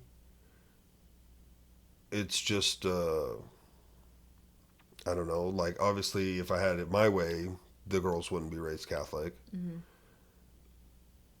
But I, still think that they're going to go to heaven. Like, it's nothing like that. Now, yeah. I think there's a lot of people in all kinds of churches that aren't going to heaven. Aren't or are? Aren't. Oh, like lukewarm Christians. Right. I think we you have Protestants and Catholics that are like that. Yes, yeah. If you've ever been to a Catholic church on a holiday, you can see the difference. Because there's, on a small church, a small church of normally like 40 people, there's like an extra 30. Yeah. And both... It's like, okay, you go to church on Easter and Christmas. Right. And we both agree. Not saying you can't be close to the Lord and not go to church. I'm not saying that at all. But being Catholic doesn't mean you're going to heaven. Like, right. Being any denomination or non-denominational, I don't care. Being whatever title, that does not make you entitled to go to heaven. It does not. And so we've been in agreement on that. Yeah, we're in agreement to that. And I've always noticed your family, I would say, is different from what I would consider a normal Catholic person. What you were raised to view a normal Catholic family, I guess. I still view most Catholics as lukewarm. A lot of them. They all go through the motion, is what I feel like. Well, I would say that you could look at a lot of Not, people I'm not in saying a lot all, of churches. but I just feel Yeah. like there's a good amount. But we also But not your family at okay. all. But let's say this just to say it, and that's totally off topic. We're kind of getting off topic. We don't know what goes on behind closed doors with people. True. You know, you may look at a family and think, "Oh my gosh, they definitely don't live the life." And then, you know, when they go to daily mass but they're busy wrangling their children on the weekends. You know what I mean? And that's not the Yeah. time that they focus. But Definitely, anyways, definitely true. It was just a pet peeve of mine from the beginning. Right. And like, right. it's still one of those things I deal with. You know, like we'll pray, and Maddie's been teaching Parker how to do the sign of the cross, and like I'll see her do it, and it's just like it's But weird you have for to me. admit that she's so cute. She's so cute. She is so cute, and I'm really proud of her because, like, we are just saying today that she just has this special relationship with Christ. Mm-hmm. Like, she always has. Like, she just, I don't, it's something that I feel like cannot be taught by your parents. Mm-hmm. Like, she just has this relationship with Christ that is absolutely beautiful, Mm-hmm. and she's not even 2. Yeah. She just amazes me. Yeah, that just reminded me of the story. So I don't know if I said this in the beginning, but today is the 1 year since we lost Hart. Yeah. And For those who don't know, Hart was our little miscarriage baby. yep. And I think it was the morning after, or like It was two. the morning. It was right after we came home from the hospital. Yeah, She had just woke up. Yeah, we came home and she woke up, and we had never taught her this word. She had never heard this word. Well, I guess she had, but I mean, her uncle. Yeah. But it wasn't in that context. It wasn't in that context. And she woke up, and, well, you know it better than me. She was saying, bub. Mm-hmm. Yeah, she woke up and kept saying, bub. And we were like, huh, he must have made a pit stop on his way up, because it was like we, you know, it's not like we had been telling her, oh, you're going to have a bub or a bubba or nothing like that. Yeah. Because we didn't know. We didn't know the. Yeah, we didn't didn't know the know. We gender. never found out. I spoke about it, and if you want to hear more about that, you can go to, I don't know what episode, but it's one of my solos about like men's mental health. I talk a little bit more about heart and stuff, but yeah, she was saying bub and stuff, and she's got a picture of Jesus on like one of her nightstands, and she'll like point at it and say Jesus, and yeah, she knows, like, she has several different books with Jesus in them, and she knows, like, each one without us even telling her. Like, I'll be like, who's that? And she's like, Jesus. So, yeah. And, like, yeah, she just woke up. She woke up another morning. I think it was the following morning. And just said something else about him and about my late uncle, too. And it was just, yeah. yeah. So very, you wouldn't be able to explain it if you didn't believe in. Right, because she never met Jim. But it's funny, she never met him, but she has a painting of her and Jim together. Yeah. I contacted a family member, Amber, who's an artist, and because I've seen those things on like Facebook ads, like Paint My Life or something, where they can like paint two people together, typically that kind of situation, and it was pretty expensive. So I hit her up and I was like, you know, hey, what would this cost? And so she painted a picture of Jim, and then Jim is holding Parker. And it was the coolest gift I've ever given. I gave it to her on Christmas, which we spend at her parents'. And out of her siblings, her and her parents, I was the only one that didn't cry. And I was about to. Yeah. I easily could have if I let myself. But it was a very cool gift. Yeah. But she like points at that painting now, and she knows that that's Jim. And, Yeah. So, I mean, that just goes to show, like, we both take our relationship with Christ. I mean, you know, We could do better about about No, every marriage is a work in progress. right. We could do better about like bringing our relationship together in prayer and different things. Like there's so, like, I think it was like last night. I was like, we've got to pray every night together. Like we just, you get busy with life, Yeah. and God knows, and I pray about that too. It's just like help slow us down when it comes to you. But we have always said that or always at least prioritized putting Christ in our relationship. Yeah, We've which is prayed- huge for relationships. It is. It is. So, okay. Do we need to continue on? I mean, like, do we No, need to go no, faster? Okay. no, okay. we're good. We're good. I just keep making sure it's recording. Okay. So, Yeah, all right, so we go to counseling. Yeah, we A went little to them. sidetrack there. That's fine. Yeah. And I can't remember how mine went exactly. Yeah. Just told them everything that I was personally dealing with and why I felt the way I was and what I thought it would take, and I don't know how yours went. If I remember right, I left mine feeling more frustrated than Really? leaving. Yeah, that I was actually like, maybe we're done. Yeah. Yeah, because it was just like, basically they just kind of reiterated that, like, I don't know. I know, like, at that time, the whole Catholicism was brought up with you and yours, and they were like, this is a big deal. And I was like, well, I'm not budging on this. Like, this is something that I mean, I love Samuel, but my relationship with Christ supersedes that with him, which is the way it should be. And if you said that to me, I'd be like, "Oh, I've never loved you more." But I was frustrated because I was like, if this is like a breaking thing for him, then I guess that's it. Like, I can't do anything about that. So I think that's, like, I left there feeling frustrated. Right. But then I was trying to think. Then we went to Florida together. It was in all of this. Okay. We took our trip. Am I skipping too far? Just a little bit, because we Okay. did go to Florida. Yeah. But before that, we had our together counseling with them. Did we go separately before? Mm-hmm. Oh, I thought you went and then we went and then I went. I don't know. Oh, you might have. Okay. I don't think so. I think we both went before. Maybe. Because once we went together, and Yeah. It wasn't great.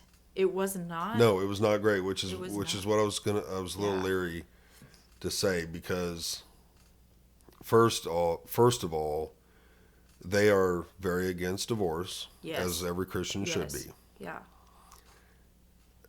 I'm just going to say what we were told. I'm not saying either of them would ever condone this for another couple that wanted to go to counseling with them. Maybe it was a little different just because they knew us very well. Obviously, Sabrina was my sister, knew me since I was a baby. Moses knew me since I was like 10. So, I mean, they knew us for a very long time. But we basically left with them both just agreeing I that don't know, guys. maybe you Like, should just get divorced. Yeah, it basically was like, I don't. Which was I a don't shell know. shock hearing from them. Yeah, we didn't expect that. And it was just like, And that was a huge turning point for me, because I think we had already been having our own discussions, and you had started coming around to the idea of, I see the things I'm doing that frustrate you. I don't want to say, I worded it that way because I didn't want to say the things you were doing wrong. I probably considered them wrong, or maybe still do, but I don't want to say it like that. I wanted to say you realized the things you were doing thank you. that were frustrating me. Right. And we had kind of already set the ground that you realized that, and that you were willing to change. I was basically already at the point of, as long as you're being serious, I can start being more loving and compassionate and not so cold. Yeah. Obviously, that didn't happen overnight. None of this happened overnight. The lead up to the divorce did not happen overnight. Yeah. Us deciding to have kids and build a house did not happen overnight. This all happened, well, basically within a year. year 2 to 3. You guys have to realize that this Start of year stuff, 2 to the... it takes months to make one big decision, to make one big breakthrough, to make a little breakthrough. Sometimes it can take month to months. Yeah. It can, because you're human and you regress. You go forward, you regress a little bit. Just be, if anybody is going through stuff right now, you have to be patient. Yeah. You have to be it just patient. took time. You have to be patient with each other, with the Holy Spirit. Like, you have to just...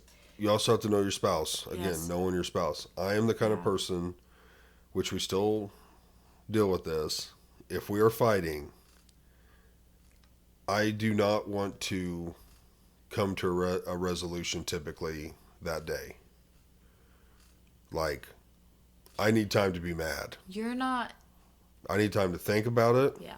I need time to be angry. We'll talk about us later. And I need time to cool down. Yeah. If we get in a fight, and I'm not saying like a little bitty fight. I'm talking like you're fighting about something. Yeah. I need that time. I need time to be pissed and to think about why I'm pissed, and then to cool down, and then we can talk and be civil. I cannot be civil 30 minutes after because we had a 30-minute break, and now you're like, Babe, what kind of person am I? You're the opposite. You want to settle it right then and there. I can't do it. I just can't. I got to cool down. I'm an emotional thinker. I get the longer that I'm apart from you, the longer that there is tension between you and I, the more emotional I get. See, the more, less emotional I get in a good way. I get less angry, less frustrated, and now I'm like, I can think more clearly. And I get more so. Right. Because I feel a separation from you in our relationship, and I don't like that. Right. I don't like feeling far from you. And I don't mean like physically. I mean like emotionally. I don't like feeling far from you. And so there's like a little give and take there, because it's like, I realize I can't let this go on for 3 days. Yeah. But, maybe I can go to bed angry tonight and I'll wake up fine tomorrow. Or maybe if it's in the morning, like by that evening, I can be like, okay, I'm sorry. But... What's that word? Yeah. What's that word? But like 30 minutes, an hour, a couple hours later, can't do it. Yeah. Can't do it. I gotta stew. I gotta decompress whatever happened. But that's just knowing your spouse. Some people are like, hey, let's come together now and get this over with. The only Maybe time... you're the two kind of people Yeah. where it's like you go a week without looking at each other. But it works. Can't like, do that. Well, you can if it works. Like, you got to know each other. Are you two people that can't stay mad for very long? Yeah. Or are you two people that you need to decompress for a couple days? Like, not saying you're going straight to divorce, but like maybe you're just the kind of people where it's like... But you cannot decompress and ignore what you need to do as a husband. No, yeah, I'm not saying that either. Can't. Yeah. You can't just decompress and totally neglect being a wife, being a husband, being a mom, being a dad. You cannot neglect those things. If something comes up, let's say that their typical cool-off period is 3 days. If something comes up in those 3 days and your spouse needs you, you better freaking snap out of it and be there. Right. Like, I've that's actually not seen fair. a video. It's like a Facebook video where they were fighting, but he's like, hey, can we pause the fight real quick? And he's like, look at this. And like they started, looking at someone and talking about him. They're like, we cannot believe that. And then he's like, all right, the fight's back on. And then they like went back to sitting away from each other. I thought that was pretty funny. That's pretty realistic. Like something comes up and you're like, ooh, damn it, I'm mad at you, but you've got to look at this. I like the ones that are like, when you're trying to see if your spouse is still mad at you and you're like, hey, is the stove still in the kitchen? Like, ask the stupidest question just to like try see if to they're paying attention. Yeah, try to get you to talk to them. Yeah. So.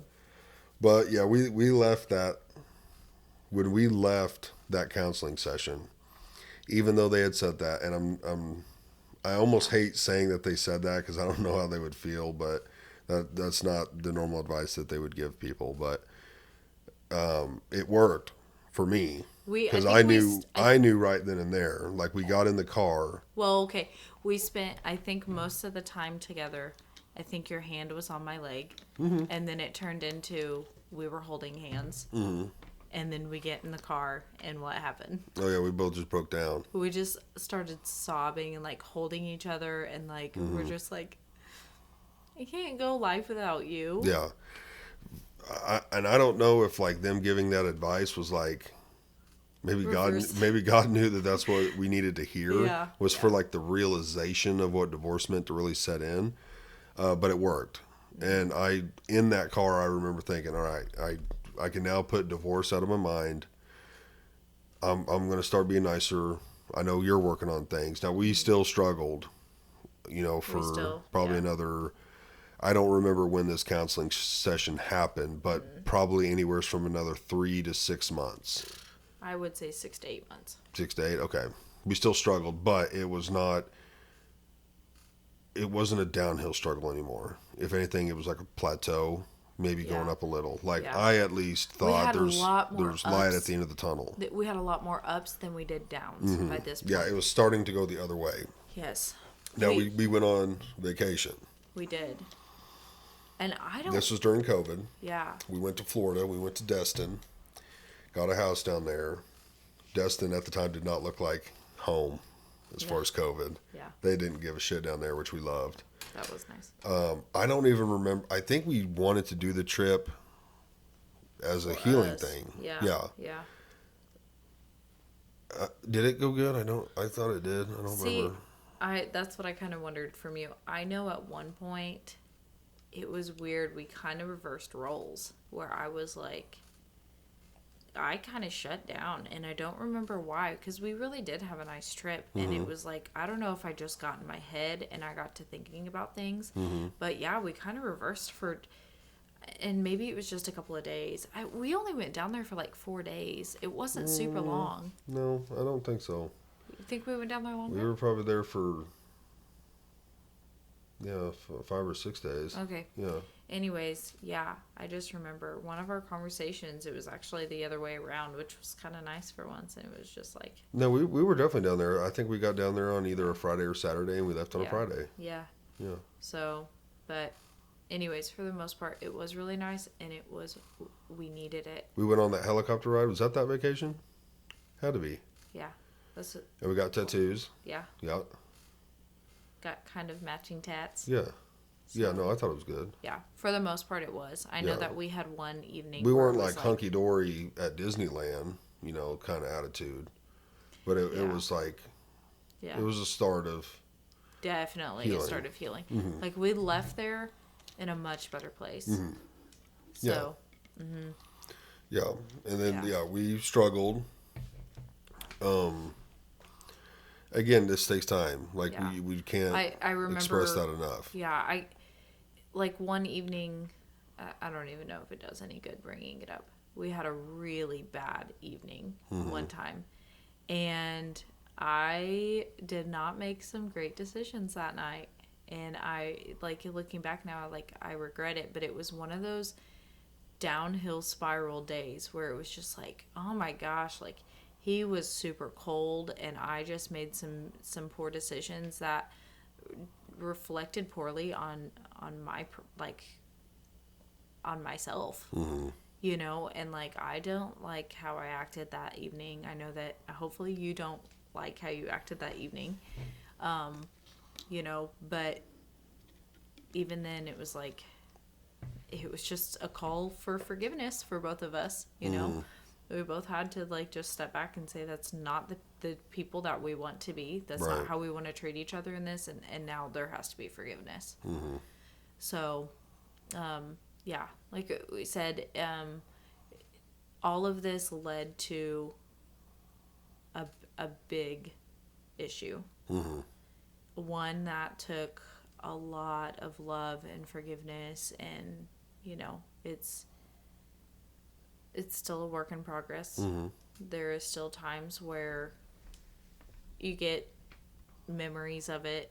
Something comes up and it's like, okay, this hurts, and sometimes it's like, I want to bring it up and just throw it in his face, you Right. know, like just to make him say sorry one more time, or something like that. But it's like, that's not right. Part of the dog. Part of this is just letting things go so that you can heal So you and move forward. move forward and in the best way possible. Like, you move forward and love your spouse. And like, I can tell you this day, like, I have loved you more than I ever have. And and that's how I want to be, is that in 5 years from now, I love you even more. And we may love each other even more because we're gonna have more sleep. No, so true. So We'll true. we'll get to watch movies in our bedroom again. But it's just different seasons of life and things. And that's one thing too, is that you may go through a big traumatic season where it's just like, shit, nothing's right. Excuse my French.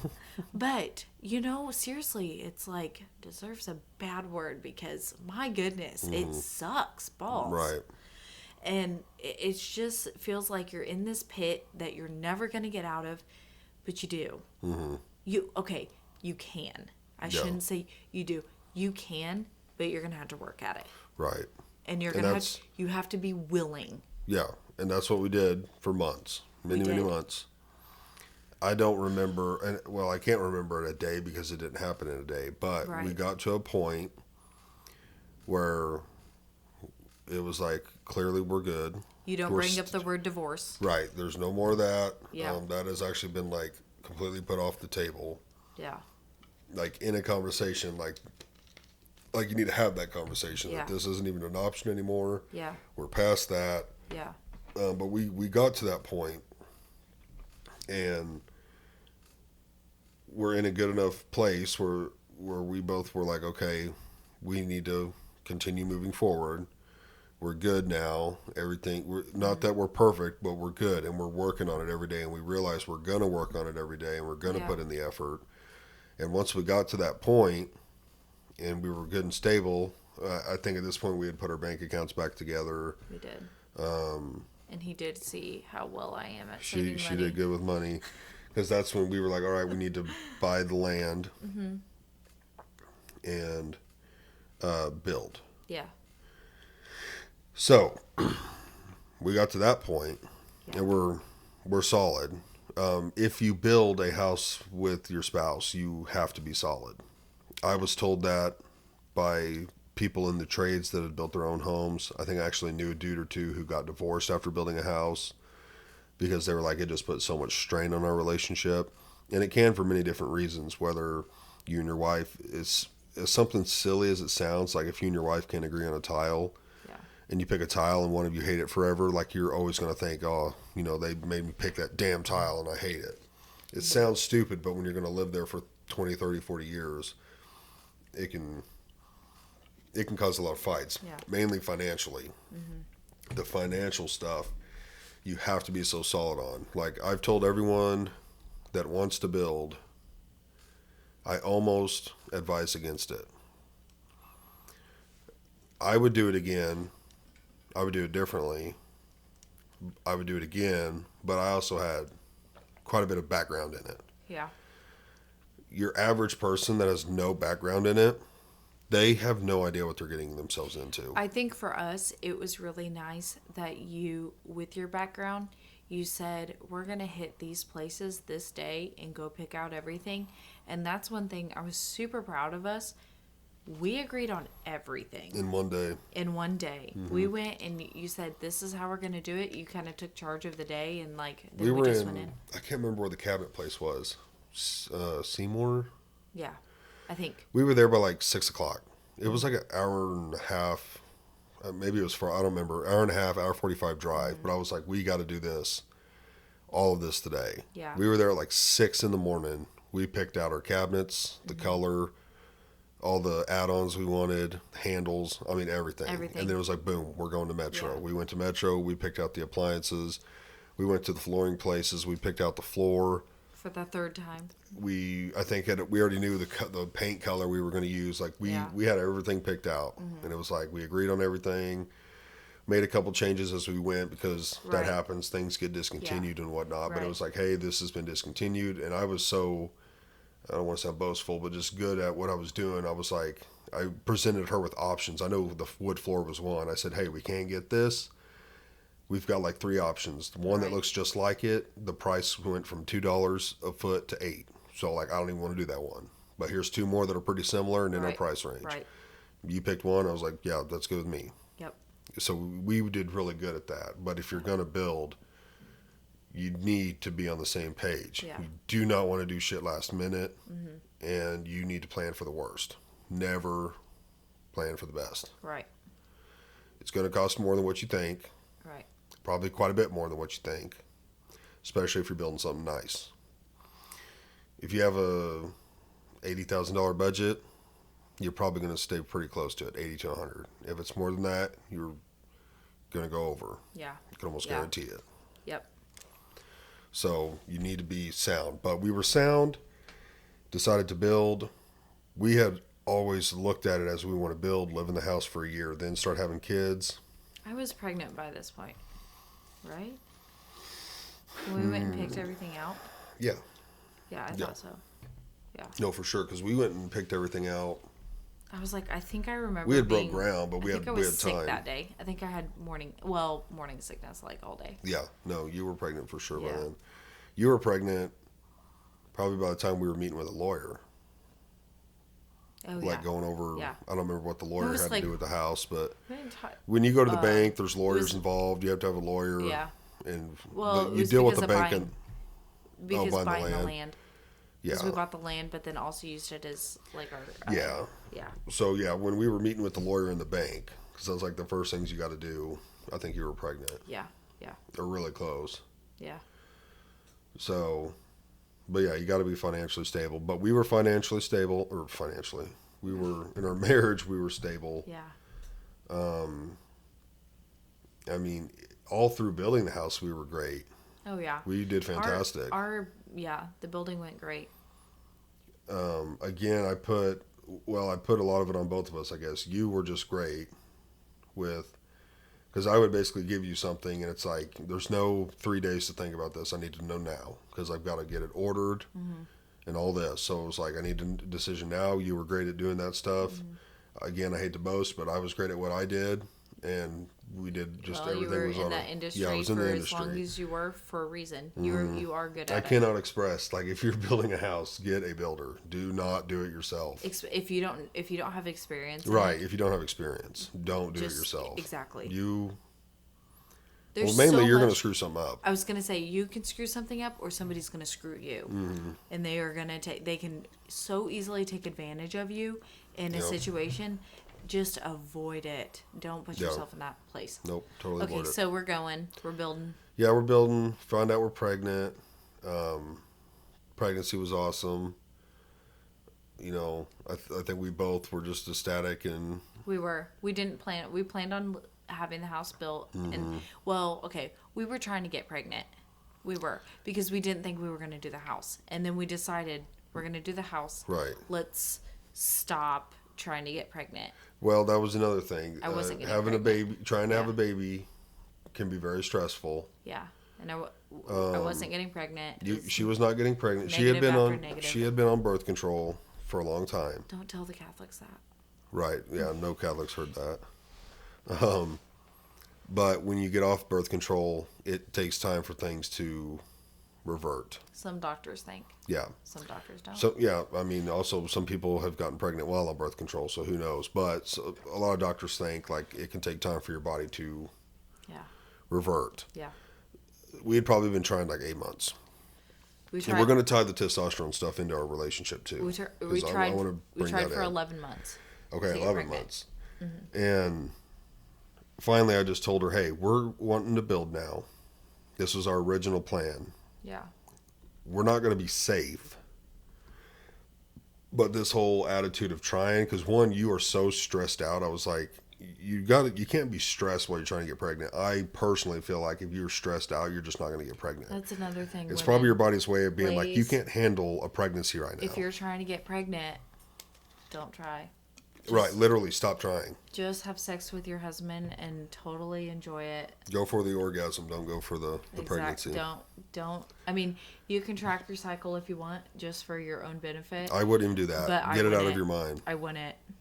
Yeah. Get it out of your mind. Because I think stress is a Because you're huge gonna killer try to- on adults, Yeah. I think it just puts your Yeah. body in a not good place. And if your Yeah. body is like, hey, we're so stressed out right now, we don't think we can handle a baby. Like, I think there's something to that. Well, your hormones change with Yeah. the stress level. So quit trying. Yeah. Like, you're trying in the back of your mind. You and Yeah. your husband can have fun, Well, but that's just it. quit trying. Have Just look at it as fun. have sex the way God intended. Yeah. So, and of course, I think like literally a month or two after we had discussed that, we got pregnant. Yeah, It was like, okay, of course. Yeah. Very funny. Yeah. But yeah, it all went good. You had Parker, or we had Parker, whatever, however you want to word that, while Well- we were building. Well, We were pretty far into it. I think we had sheetrock was up. Oh, That's Dad was right. laying tile. Yes. We had just started flooring. That's the first flooring we did was tile. Mm-hmm. And Dad worked here like 2-3 days without me. He started in the bathroom. 2 days. 2 days, yeah, I think it was not, 2. You did not give yourself a very big break. No, because, well, I felt bad because I told Dad, like, of course, I was like, shit, like, we've got to continue Maybe on the house. 3 days. No, I Because think you're right. I think it was 2. I think it was 3 because the day I went into labor, you didn't. That was work. 1. And then we were in the hospital a day, too. Yeah, And then and I I think I went- you gave yourself a day at home. Did I? Okay, maybe it was 3. But 3 days is not But long. still, Dad worked here 2 or 3 days I by know. himself. God bless him. Yeah, it was awesome. Mm-hmm. Because I told him, I said, Dad, like, I can't be there. It's going to be 2 or 3 days. You do not have to go Yeah. over there. He knew exactly what to do and what I wanted done. So I wasn't worried about him messing something up at all. It was just like, hey, I'm not going to be there. Like, you don't need to go. Right, Like, take a break. right. Because God bless my dad. He was right there with me the whole time. Yes. We went to work 9 hours a day. We came here and we worked 2 to 4 hours in the house, and Yeah. then all day Saturday. Yeah. We put in anywhere from 8 to 10 hours on Saturday. Yeah. We took Sunday off. But I mean, I was working him to death too. We were both just constant we broke ground late February, Yeah, all the way to we moved in September, mid-September, yeah, and he was here every day. right. So I was like, take some time off. He didn't. I got here, he had like laid a bathroom and it was already coming down the hallway. But yeah, we finished the house and everything was good. I feel like everything was good up until Hart. Hart was our next challenge. No? Your job. Oh. Okay, good point. Yeah. Yeah, so January, I just looked back at the text a couple days ago, actually. I was trying to remember what day it happened and how it all Let went me down. guess. Because I know I called or texted you or Dad first, and I just went home. It was like January 17th, I think. I think it was like almost a week before your birthday. Yeah, because, he asked me that. He was like, well, how old are you? Because he was like, basically, I was getting let go. I hate to say this. Another guy should have been let go. But he was like, well, he's old, and this is all he's ever done. And I'm like, yeah, but he's like about to retire. He was talking about retirement. Like, why would I be let go over this guy? Right. It's okay. Love the guy, nothing against him. Yeah, and we need not be bitter. But it was like, so I'm being let go because I'm the youngest. Mm-hmm. I hate to be boastful, but I was like, I feel like I'm doing the best. Yeah. Like, I've had more homes than any. And And you Dad have- was I one of the was gonna say- supervisors. Like, shout out Dad. Sorry, but I Yeah. had like at one point 50 something homes, You had a lot It on was your shoulders. managing them and all. you were managing. And some of the other guys had like in the high teens to low 20s, while I had 50. Yeah. It was like 55. Yeah. So I'm like, how does that make any sense? But anyways, that was one of the questions he asked me. Well, how old are you? And I was like, I think I was turning 27. I was like, I turned 27 in like a week. Mm-hmm. He was like, oh. He was like, yeah, it's a great birthday. Yeah. But yeah, that was huge. I got let go. It was, let's see, I guess COVID was kind of chilling, but interest rates started going up. Prices were still stupid high. And basically it was like, we're going to do a massive slowdown, which they slowed down. They slowed down, not massively, but, and he was just like, I got to make cuts. So, and I was cut. In the end, it worked out great. Love Steel Tech. Love the people, love the environment, love what I do. I have benefits. We'll talk about that in a minute. I'm now going to be carrying our Yeah. insurance But and everything. At the time, At the time, holy was- shit, it was so stressful. we just built a house. Well, we weren't finished building. Well, No, no, we we were. were. We just built a house that was more expensive than we had planned. We just had a baby. Yep, I We was had making good medical money. bills. And you had a good paying job. You had a company truck. You know, you got to work with your dad. And then all of a Is sudden, all I'd ever known. all you'd ever known. And it was just like all of a sudden it was like, oh, here's not only a life change, but a huge life change in different areas. Right. You know, and it was just, oh my gosh, watching you go through that emotionally was so hard. Like it was almost like I didn't even care about the money. I didn't care about the job, whatever. Seeing you go through that and the heartbreak and the stress and everything, it sucked. Oh, yeah, it was tough. It was so hard. It was tough on multiple levels. I mean, Yeah. like I knew I was going to take a pay cut no matter where I went, which, again, we just built a house that we spent more on than we thought we were going to. Just had a baby, had medical bills.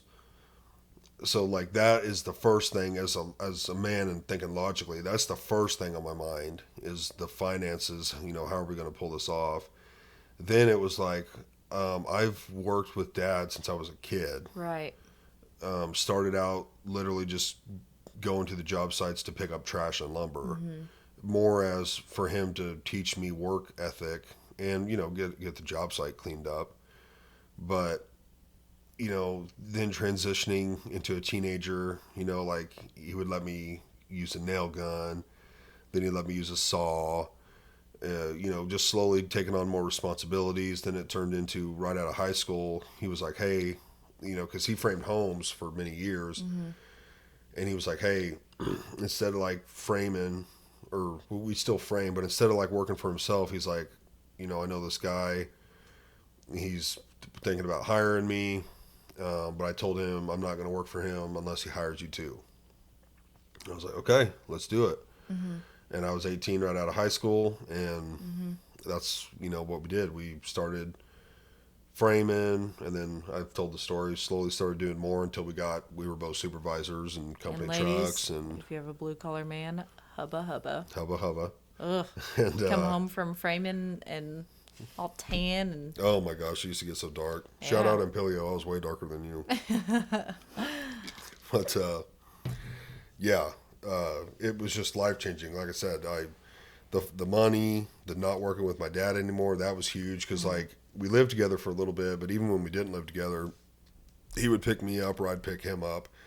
So we would get 45 minutes to 50 minutes, whatever, on the way to work and on the way home where we could talk to each other and whatnot. And then throughout the day, you know, there'd be times where either work related or not, you know, we could call each other and talk. Right. And so there was going to be no more of that. and lunch every Friday, like you. Yeah, we got took together. lunch.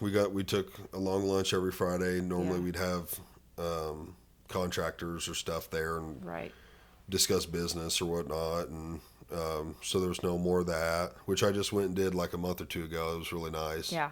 It literally, we walked into the roost and we went in the back where we normally sit, and it was like, damn, this feels like yesterday. It literally does not feel like over a year since we've done this. Yeah. We went right to our normal table, ordered our normal stuff. It was like, this feels like yesterday. But, you know, shit happens. And then also just the fact that I was going to have to do something that I'd never done before. And you didn't know. I mean, we didn't even know what it was going to be. Right. He looked at Like, home jobs. He looked Yeah, at. I looked at all kinds of all stuff. kinds There of was, stuff. well, I had never considered myself to have a real job. Right. So all through high school, I scrap metal, cut wood. Never had like worked at Pizza Hut, you know, worked at McDonald's. Never did anything like Had to that. put an application in. Right. Never appealed to me. Yeah. I almost worked at Pizza Hut one time. Yeah. They were going to hire me on the spot. They were like, yeah, we have like 2 cooks that just quit. We will literally, like Yeah. right now, bring Yeah. you in the back, show you how it works. And Yeah. I called a buddy. I was like, dude, you want to cut wood? He's like, yeah. I was like, Yeah. okay, I'm not doing this. I drove out of the parking lot. I was like, Yeah. I can't do this. And even construction, like I was working with Dad, and even once we became supervisors and we didn't work together all day, it was still like just the freedom I had. I drove to different towns, different subdivisions, Right. and you were always doing something different. I didn't clock in. It was just, I didn't realize what I had at the time. Right. Like I said, love what I do now. Yeah. The stability is Game that's my changer. main thing. Yeah. Is stability. Yeah.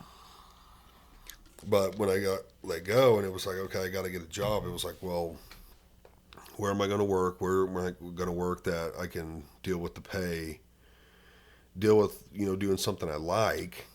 It's like I had a buddy that worked at Schreiber. I could have got on there, but I was like, damn, dude, I don't want to work nights for God knows how many years. I've got a family. I'm in my mid-20s.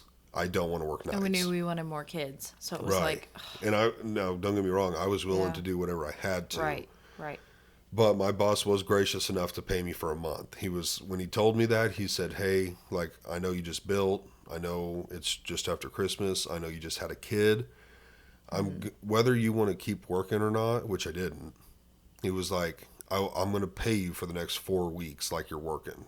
He said, you can spend your days here if that'll help, or you can start job hunting now. He even was like, if you want to work for me, like laying tile or trim or something, you could do that.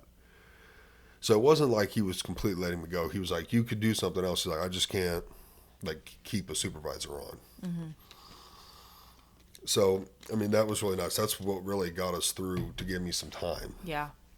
So for a month, I knew I at least had a check coming in. But I was trying to think of something I'd like, and the COVID was also a thing. So some of the work from home jobs, which is insane, a work from home job would require it, but they required a COVID shot, and I'm not about that bullshit. And some of the other things were like, well, you're going to have to work nights. And I'm like, well, in a couple more weeks, if I have to, I guess I will, but I really don't want to do that. Right. Well, luckily I was blessed enough that Moses, How many was- shout outs does he yeah, get? I know. He was working at Steel Tech, and he was talking it up so much, and he loved it. And he Yeah. was like, dude, Thomas, which strangely enough, a few years prior, I ran into Thomas at little Moses's wedding. Oh, yeah. And I remember we briefly talked about what we each did. Yeah. And I was like, oh, yeah, I guess I know Thomas works there. And it's not like Thomas and I were really close or nothing. We went to school together. But I was like, well, he was talking it up so much. I was like, well, I guess I got to apply there. I was like, I don't know how to weld or nothing. I mean, I know how to weld, Right. but I'm like, I can make two things of metal stick together. I can't say Yeah. I'm a welder. But he's Yeah. like, well, there's other things, and they'll teach you. Right. I'm like, okay. And that's all it took. Like, I spoke with Thomas. I still remember I had a phone interview. Yep. I remember going to lunch with him and Max, which is like, looking back now, like, I know Max so well. And then had another interview, which I was super nervous for, because there was like just a bunch of people staring at me while I was doing the interview. And I remember I said shit in the middle of it for some reason, like something probably like, oh, the guy's just messing around and shit. And I instantly was like, oh my gosh, I can't believe I just said that. But it all went well. And I told him, I was like, guys, I'll let you know, I am nervous. I've never done a job interview before. Yeah. Like, I related with Arlen right off the bat, because I was like, I have a construction background, and he used to build. He actually Right. knew Dave Right. Turner, Right. and which was my boss's dad. Yeah. And so he knew how construction was, and I just told him, I was like, well, one, Moses talked this place up so well, and I want to get out of construction because it's so unstable, Right. and I want stability. Right. That's huge for me. Yeah. So, anyways, they hired me. I'll never look back. Yeah. I'll be there till I retire. Yep. I love the place, Yeah. but it was very stressful. It was. And we had to be there for each other. Yep. Yep. And you also I had quit the hog farm. This was prior to this, because Yeah. you were working at Tyson's by this Yeah. point. But you had quit the hog farm. It was a very toxic Very toxic place. The work schedule sucked. It did suck. Yeah. But you quit there. You were working at the vet clinic in Pierce Yeah. City for a little bit. And that was kind of through our. Oh, it was. We were still going through our stuff and figuring stuff out and stuff. We were. Because our Luckily, bank we were- accounts were separated then. Right. And yeah, Yeah. you saved up a ton of money so we could buy the land, although we thought Yeah. that was going to be given to us. Dad. Shout out. Mom. But yeah, which we took a pay cut, but luckily at the time we could afford to. We were at the rent house. Yeah. But then you landed a job at Tyson's, Yep. Yep. which was a good change. Like it was a pay raise. It was something you really Yeah. liked, and Yeah. it was all for the better. Good benefits. Yeah. Yeah. Fast forward, we get pregnant with Stella about a month or two after we lost Hart. Yeah. The doctors were like, from what I remember, they were like, you should wait like a week before you have sex. And they're like, as soon as you get your first period, you're go, like, keep trying. And I Yeah. was like, holy shit. Which we weren't really trying for either baby. We weren't. I mean, we were trying. We were ready for another baby. We Right. weren't ever not trying. Right. But yeah, we Isn't were it funny how people say that? not trying. Well, they're like, no, like, Yeah. yeah, my wife and I, we're trying to have a baby. And it's like, so you're telling me you're having loads of unprotected sex and you're just blowing it in her. Cool. that's what, sorry to be brash or, harsh about that, but that's basically what you're There you saying go, when you're folks. like, yeah, we're trying to have a baby. Oh, okay. Loads of unprotected dirty sex. You know what we've been doing for 2.5 years? Yeah. Fun. It is funny. It is. I've always thought of that like, okay. But Yeah. yeah. Yeah. Yeah, then we got pregnant with Stella, which was nerve wracking. Yeah. But most couples know, like, once you get out of that first trimester, it's, Yeah. you can kind of take a breath. The first trimester is always the one is. that things can go wrong, Yeah. typically. The cool thing was with Stella is that I didn't know I was pregnant for a while. It just was a little bit more unexpected. I don't know why, but it was. So we went to Florida, and the day we got there, I was trying to get him alone with Parker.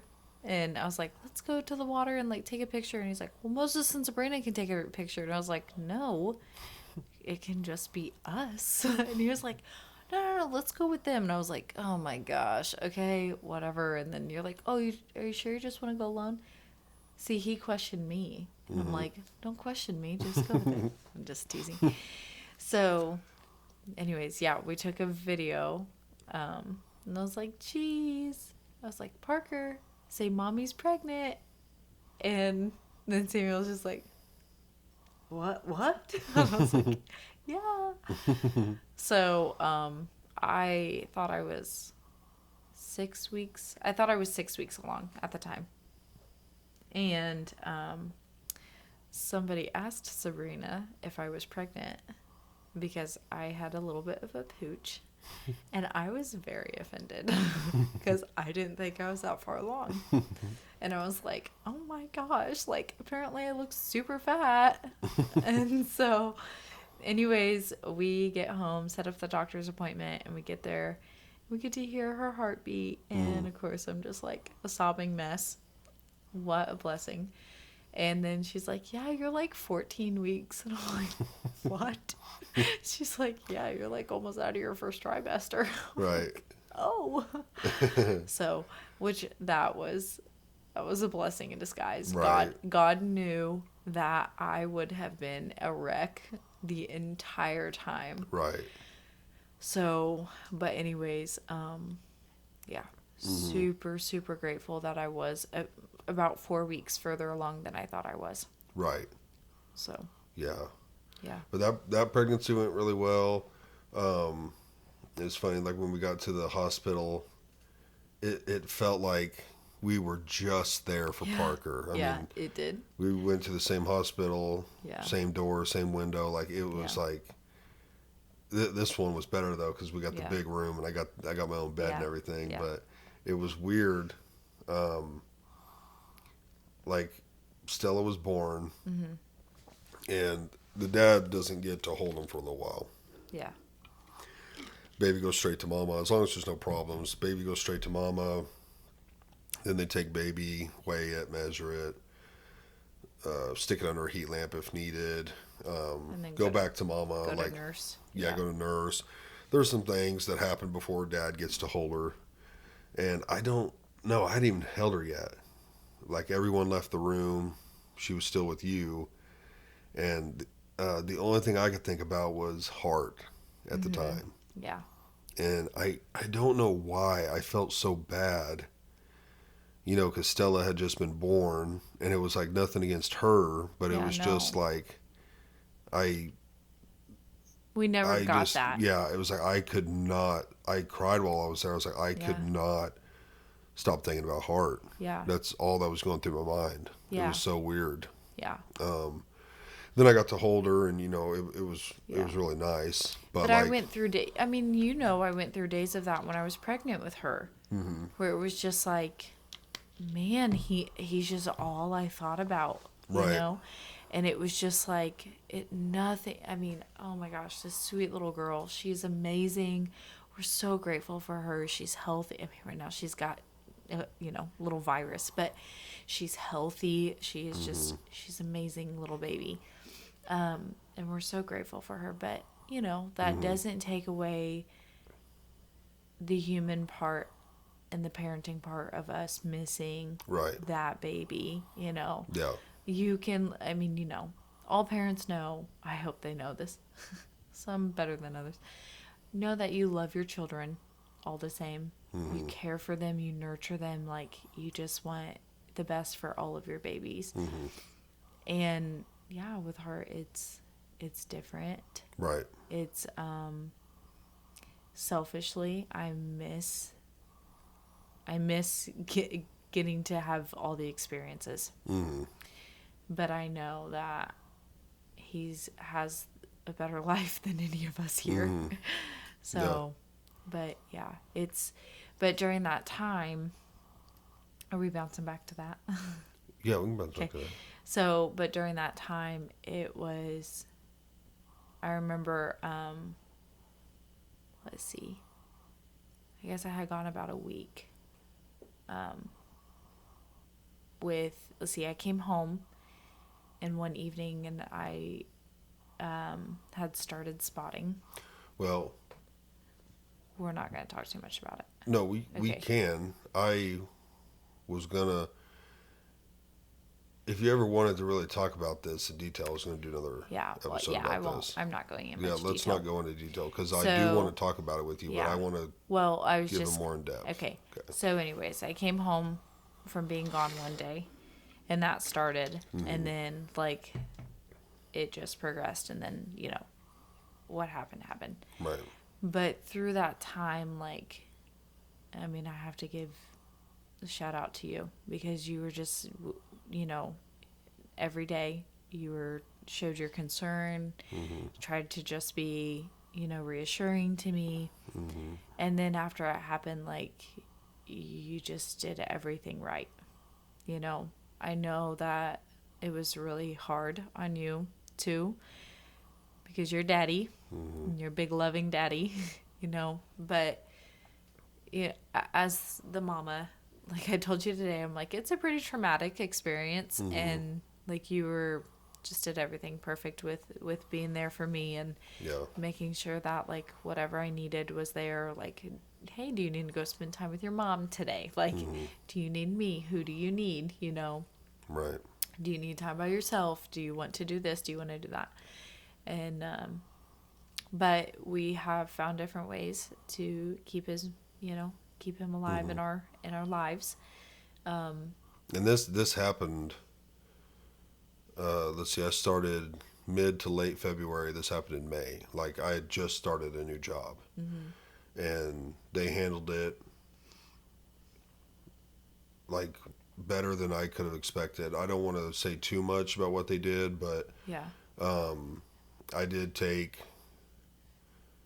I don't know. I think I took 3 days off, Yeah. and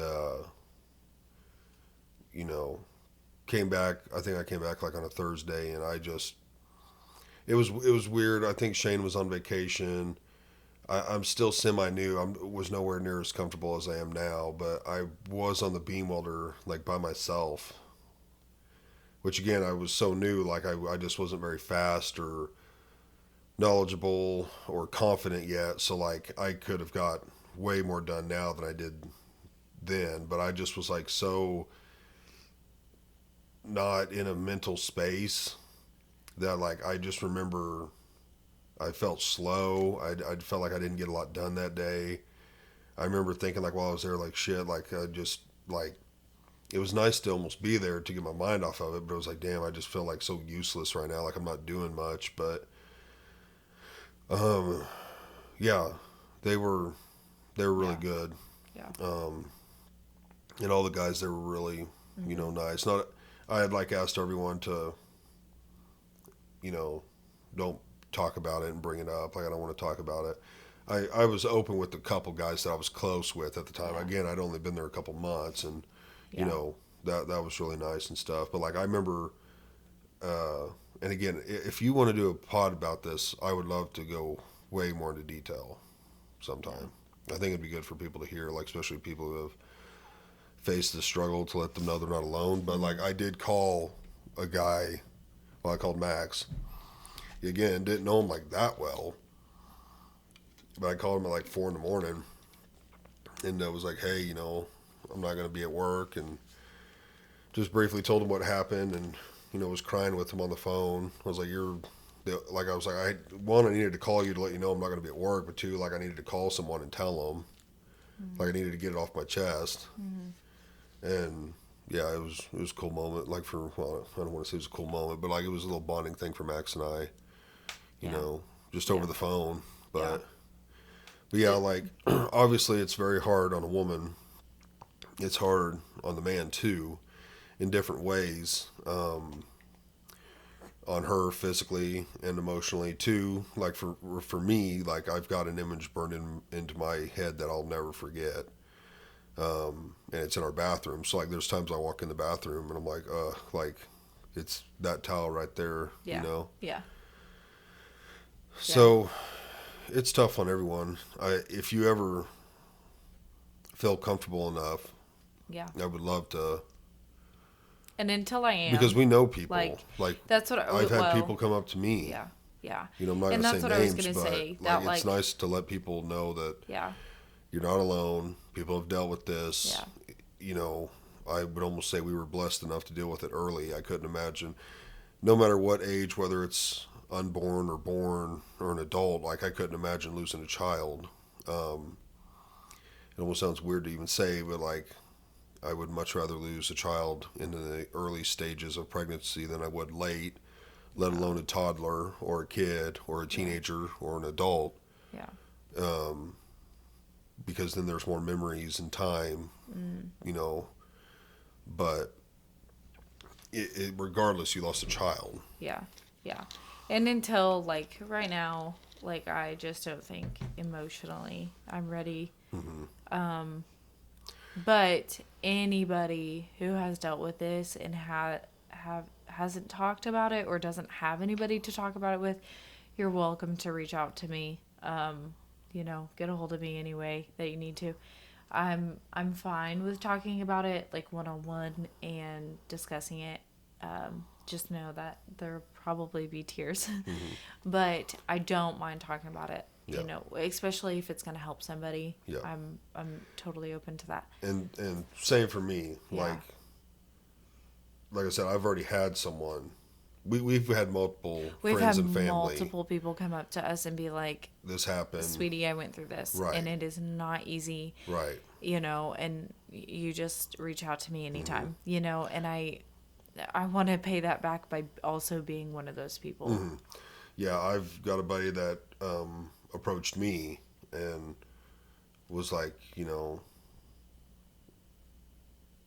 he basically said that, they've gone through the same thing, and I just kind of told him, how we dealt with it, how our experience was, and basically that you're not alone. Yeah. And It's way more common than you think, Yeah. unfortunately. But yeah, I mean that was a big It was a huge one. event, Yeah. which And it wasn't, we said that this is about challenges in our marriage. Not every challenge that you face tears you apart. right. Like, I think, Some bring you closer. yeah, it definitely brought us closer. Mm-hmm. I mean, it was a time where you and I just very close. Yeah. Yep. There's still two more things I want to touch on. Okay. You want to save your job for last? Sure. Yeah, Okay. sure. So another thing, as far as my mood Oh, yeah. and sex, which I want to bring sex into this as well. It's a naughty word, isn't Naughty it? word. I had low T, Yeah. and who knows how long, Yeah. but low T can affect your mood. Your hormones are out of whack. Yeah. When I got on T, I mean, you basically said that I was like a way nicer person. Oh my gosh. Yeah, you were. Like, before it was, you were very snappy. Things Right. set you off very quickly. Right. The way you spoke to me, your tone was different. Like, I'm not even kidding. Like, it was just like, who are you? Mm-hmm. It was just, it really was, in our experience. I'm not saying this is everybody's experience, but in our experience, it drastically helped your mood. Yeah. It was a big mood boost. Big mood boost. Yeah. Yeah, I mean, I could tell it. If you're a male and there's multiple reasons why you think you might have low T, maybe you are moody, maybe you have low sex drive, maybe you're fatigued all the time, maybe you work out like you can't put on muscle or anything. Like there's all kinds of different reasons of showing that you could be low, but you should be tested. It's an unfortunate thing that maybe our grandparents and great grandparents or maybe even parents didn't have to deal with. I don't know if I blame pretty much the food. There's a I lot of think different things. the A food lot of that we're different eating products. nowadays is what's causing younger men to have low T. It's an unfortunate thing that men have to deal with, but it's not something that you should be afraid to do or talk about because it will make a difference. You look at me, big, hairy dude. Your physique hasn't you- changed really. I mean, it has a little bit because of your work too. Mm-hmm. Your physique really hasn't changed since you've started T. It's Right. not anything like that. So don't think that like he gained, 40 pounds. Well, that's another thing. Weight gain. If Mm-hmm. you're having trouble losing weight or if you're holding weight as a male, that also could be a sign of it. Yeah, it's Yeah. nothing to be ashamed of nowadays. not. It's not. Or to be embarrassed about. It's And- only going to benefit you. Exactly. And if it's benefiting to you and your spouse, Right. please just do it. And here's where the sex ties in. While we were fighting, and even leading up to this, we had noticed, really since the honeymoon, Yeah. Which is when we started. right?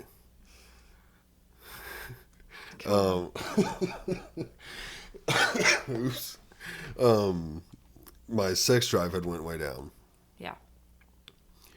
and It's because he married an old ugly hag. right.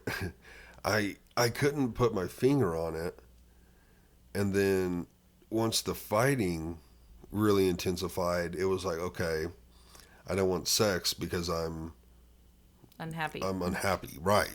And I'm just not interested. Right.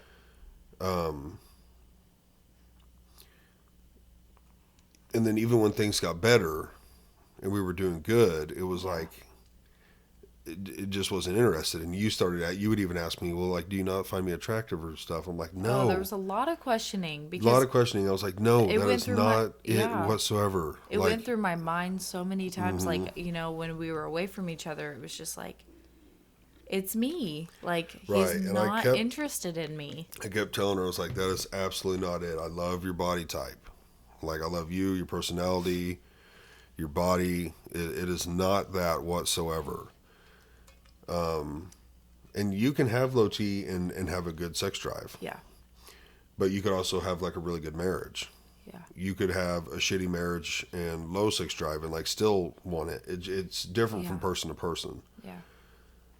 But I got on testosterone. So I've been on testosterone twice. I got on and then I got off so we could have kids, and then I got back on Right. because it does deplete your sperm count.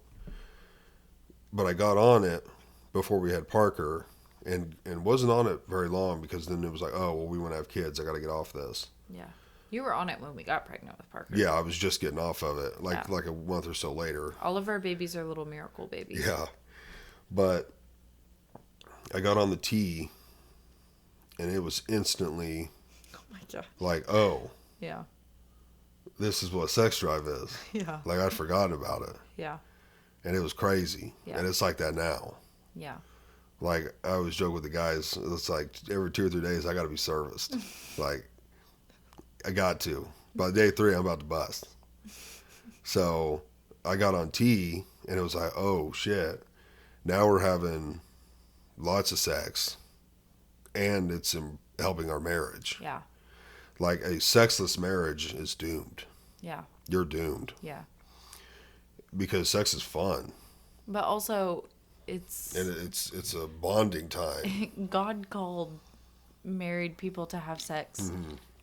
I mean, how do you think we get babies? First of all, it's just instinctual. Like he's imprinted it into our brains.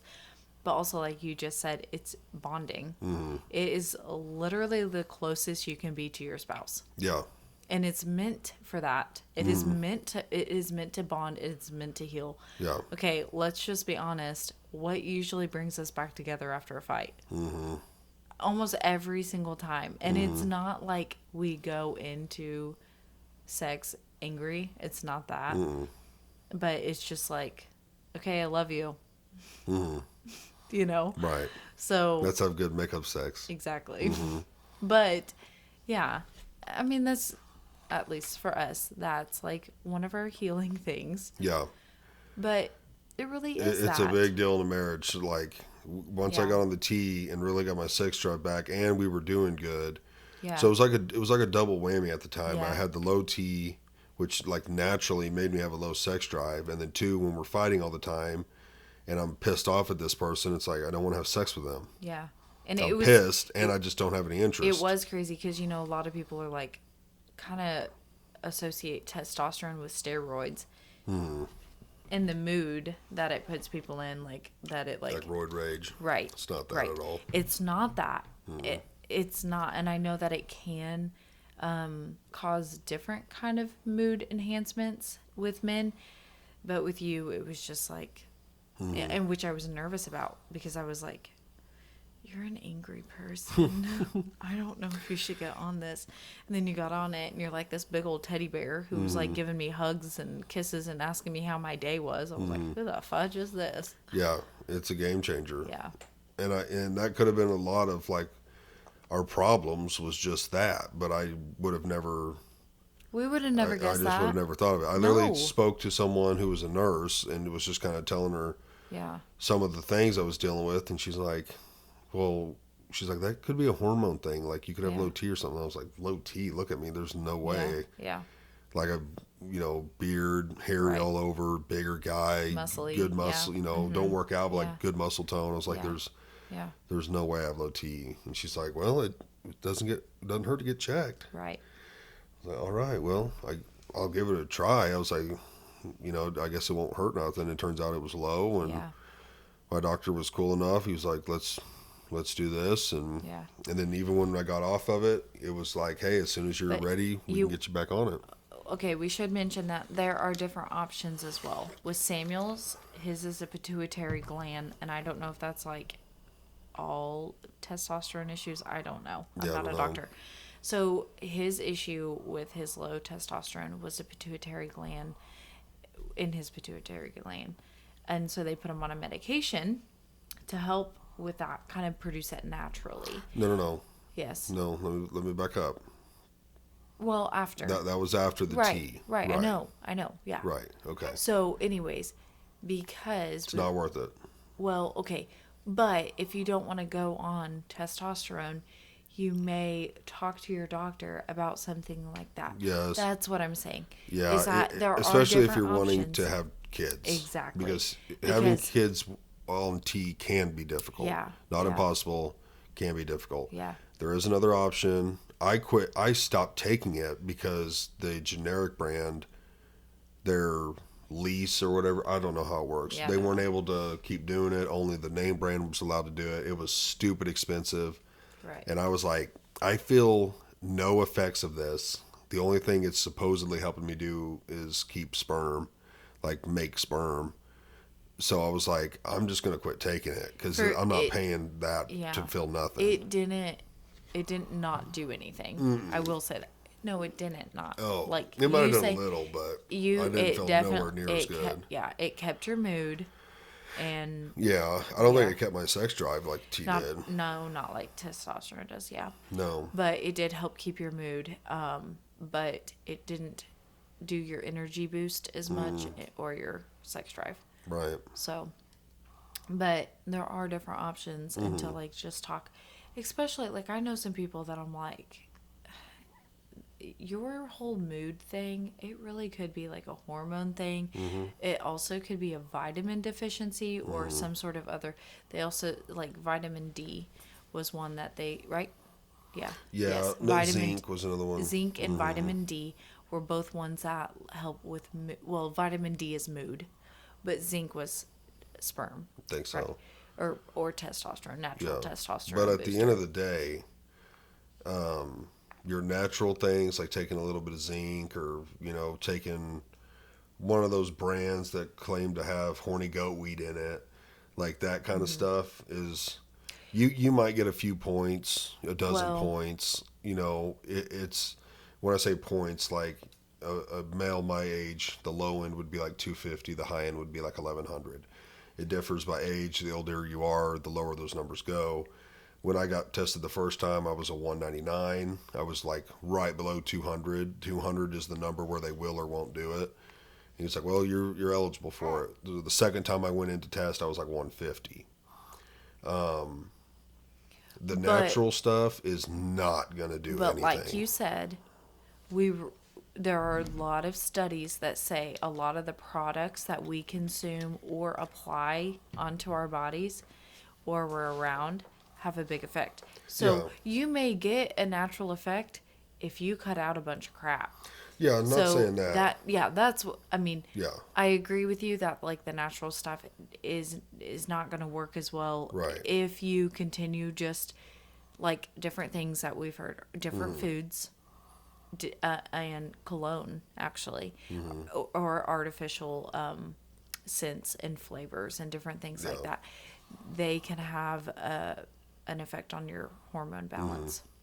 But I will say at So- the end of the day, if you're low Right. and thinking about getting on it, Right. just do it. Right. It's Go get it's tested. a game changer for you and Yes. your wife. If you're married and you got low sex drive or something, it's a total game changer. If you're having more sex, Mm-hmm. you're more than likely going to have a better marriage. You're going to be more happy because, well, as a man, like all men know, you have that drive, and Yeah. when it's fulfilled, Yeah. you're happier. Yeah. So, and if you're a woman, you need to put out. Like, you might not like hearing that, but you got to put out. We don't have that problem. Sometimes, shut up. Sometimes you gotta cuddle, too. Yeah, it's cuddle for 30 seconds, then let's go time. But it does make a big difference. So, more sex was like awesome for our marriage. Yeah, it really did help. It did. Yeah. Testosterone has been, I did not think when you first got on it that it would be the blessing that it is, but it really Yeah. is. And I'm supposed to start working out Monday. Yeah. And I'm excited for you. yeah, very curious on what my physique could be with T. Because back in high school, I mean, I've always been a bigger guy, a few extra pounds, But you type put of on build. muscle really well. But yeah, like I put on muscle pretty well in high school. Was always fairly strong, nothing crazy, but had a decent big guy build. Not like a. So I'm about 280. I don't carry 280 like big pot belly. 280, and I'm no 280 of pure muscle either, but like, you know, pretty good build. Yeah. I like the way I carry 280. I mean, even if I work out, I wouldn't ever want to get below 250. Right. You know, I could see myself losing 30, 40 pounds of fat and putting on like 20, 30 pounds of muscle. Right. You know, that kind of build. And I'd be totally satisfied with that. I wouldn't want to like, oh, Me I'm trying to too. get down to 180. No. Yeah. No, I would never want that. Yeah, don't get that close to me. No, yeah, no way. We're trying to bump your numbers up, though. Get her back up to 160. You don't say a woman's weight ever. I like that 160 booty. Not even what I used to be. I know. When I have time to be in the gym, then I'll try to get that gym booty. Okay. Yeah.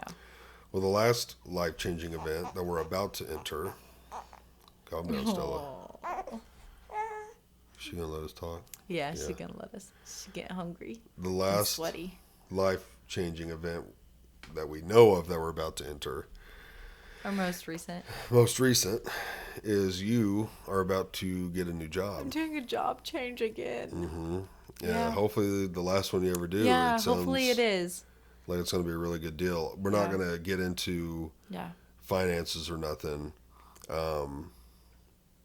Just, I don't know, don't feel comfortable No. with No. that.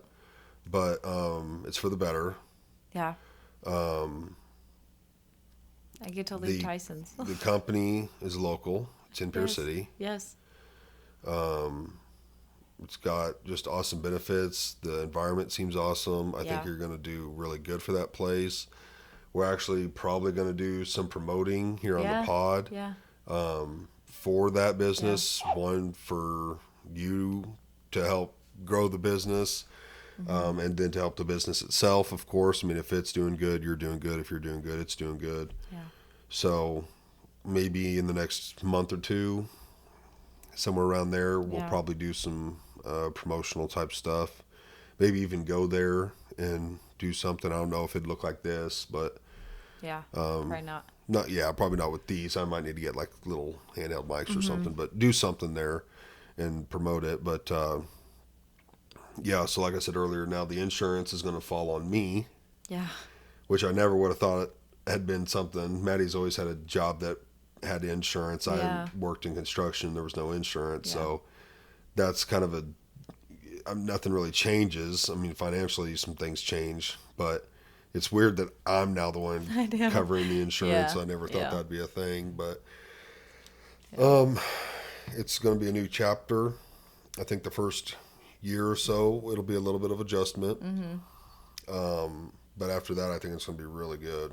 I do too. I hope multiple so. reasons. Yeah, I hope so. So yeah, when I get promoting where we're going, where I'm going, then shout out to all my local people. Yeah, this doesn't come out until what's Monday, like the 3rd, Yeah. somewhere around there. This will come Something. out around like the 10th, or I don't know. But by then, you will have been back to Tyson's for like a week.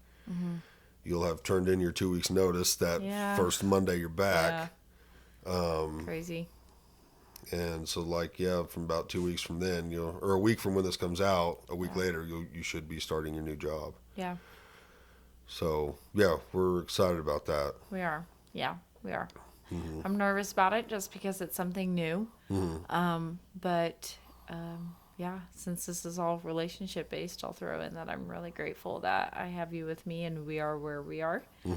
And that I can go into this confidently with full support of my husband. And I'm just really grateful for that. I am. Yep, it'll be a really good deal. Yeah. So, like I said, especially in a couple of years, I Yeah, I hope think so. it's going to be really, really Yeah. good for us. Yep. But So, yeah, like I said, we'll do a podcast on that. yeah. Probably check in like a week or two after you started and Yeah. see how it's going. Definitely want to go there and like talk about some of the things you're wanting to do and help promote it. Yeah. Which, if you're listening, like when we go to promote that place and the changes you might be making, nothing major, but like some minor stuff with like advertising and whatnot. Yeah. We're really going to need people to like share and spread the word about that because Yeah. we're going to get the word out. Yeah. So yeah, when I post about that one and that one's coming out, like Yeah. I'm gonna ask all of you to like heavily share that. Yeah. Yeah. So We'll that'd start. really help us out. Yeah. I don't fully, you know, take hold of it for about until January. But yeah, I get to move into Right. the company here soon. Yep. 2 weeks. About 2 weeks, and then I should be there. So, which is crazy. Yep. But anyways, yeah, we we have our new little one, and our little Parker J is just doing great. Yep. So she's just crazy smart and playful, and she's a hoot. Yeah. She really is. So yep, now I get to race 2 of them. So it's just Well, this is fun. your third one. I know we got some stuff to edit off the end, but this will be right up there with like second or third longest. I know. This will be a Is good it? one. We've been going a little while, huh? Well, it says 2:45, but I've got probably 5-ish minutes to edit off of this. Yeah. From the Off the beginning. beginning. Yeah. I But- kind of piddled around. Sorry, y'all. Yeah, I think. I mean, obviously you're going to be on so many more times, but the next time will probably be the job thing. We'll have some job stuff to talk we'll about. talk about some job things and And like I said, whenever you're comfortable enough to tell Yeah. our heart story, I'll I get know there. I've told. Have you watched don't ask me. my solo episode? Don't ask me on camera. Uh-oh. I haven't. Okay, that's a deep. It's a pretty deep one. I know. It's going to have to be like when I'm driving home from somewhere and I have to remember because, We might watch it tomorrow. I've never watched one of mine. oof, That's tomorrow, cry with Friday. you Yeah, in the morning. Friday. Yeah, we could. Yeah, I've never watched one. Yeah. No, never more than like a couple minutes. But yeah, as soon as you're ready, if you're ever comfortable, I'd like to do one Okay. more detailed on that. Okay. But yeah, obviously I'll get there. you'll be back on for your job, and I don't know, maybe there's going to be other stories that we've got that Maybe we can go another into. baby. Yeah, or some motorcycle stories. Oh, motorcycle. Yeah, that's what I said. You said another baby? No, no, I'm done. Done with 2. Don't Unless say you that. want to go. Is it too late to go make one now? Time is it? Where's your phone? It's never too late. 12:30. Yeah, you just got to edit this, get it uploading. Give me like an hour. Don't challenge God. I think this table told us. Stop it. Got the ring light. Oh, jeez. Feel free to edit this out. No, it's staying. All right, well, thanks for doing this late night podcast. I know. Can you believe you kept me up this late? Yeah. Done it before. All right, well, that's Okay. another episode on the Grizz Nation podcast. You know what I was thinking we should do at the end of our episodes? What's the one thing we have? I mean, other than our life together. What? I think I know what you're going to say. Our handshake. Yeah, I figured. You going to do it? I think we should do our handshake Let's after. do our handshake. We've had our handshake since we were dating. Mm-hmm. I don't know when we established it, but I don't either. it's been over 10 years. All right, let's do it. You ready? Good way to end. All right, ladies and gentlemen, that's another long one, but thanks for sticking around. As always, follow me on Facebook and Instagram. You can watch or listen on YouTube and Spotify, and on all platforms. Please like and share, and just spread all this good stuff that I'm doing. Yeah, Well, if it's good, if you think it's good, hopefully you do. Yeah, yeah. So, all right, guys, thanks. Peace. Bye.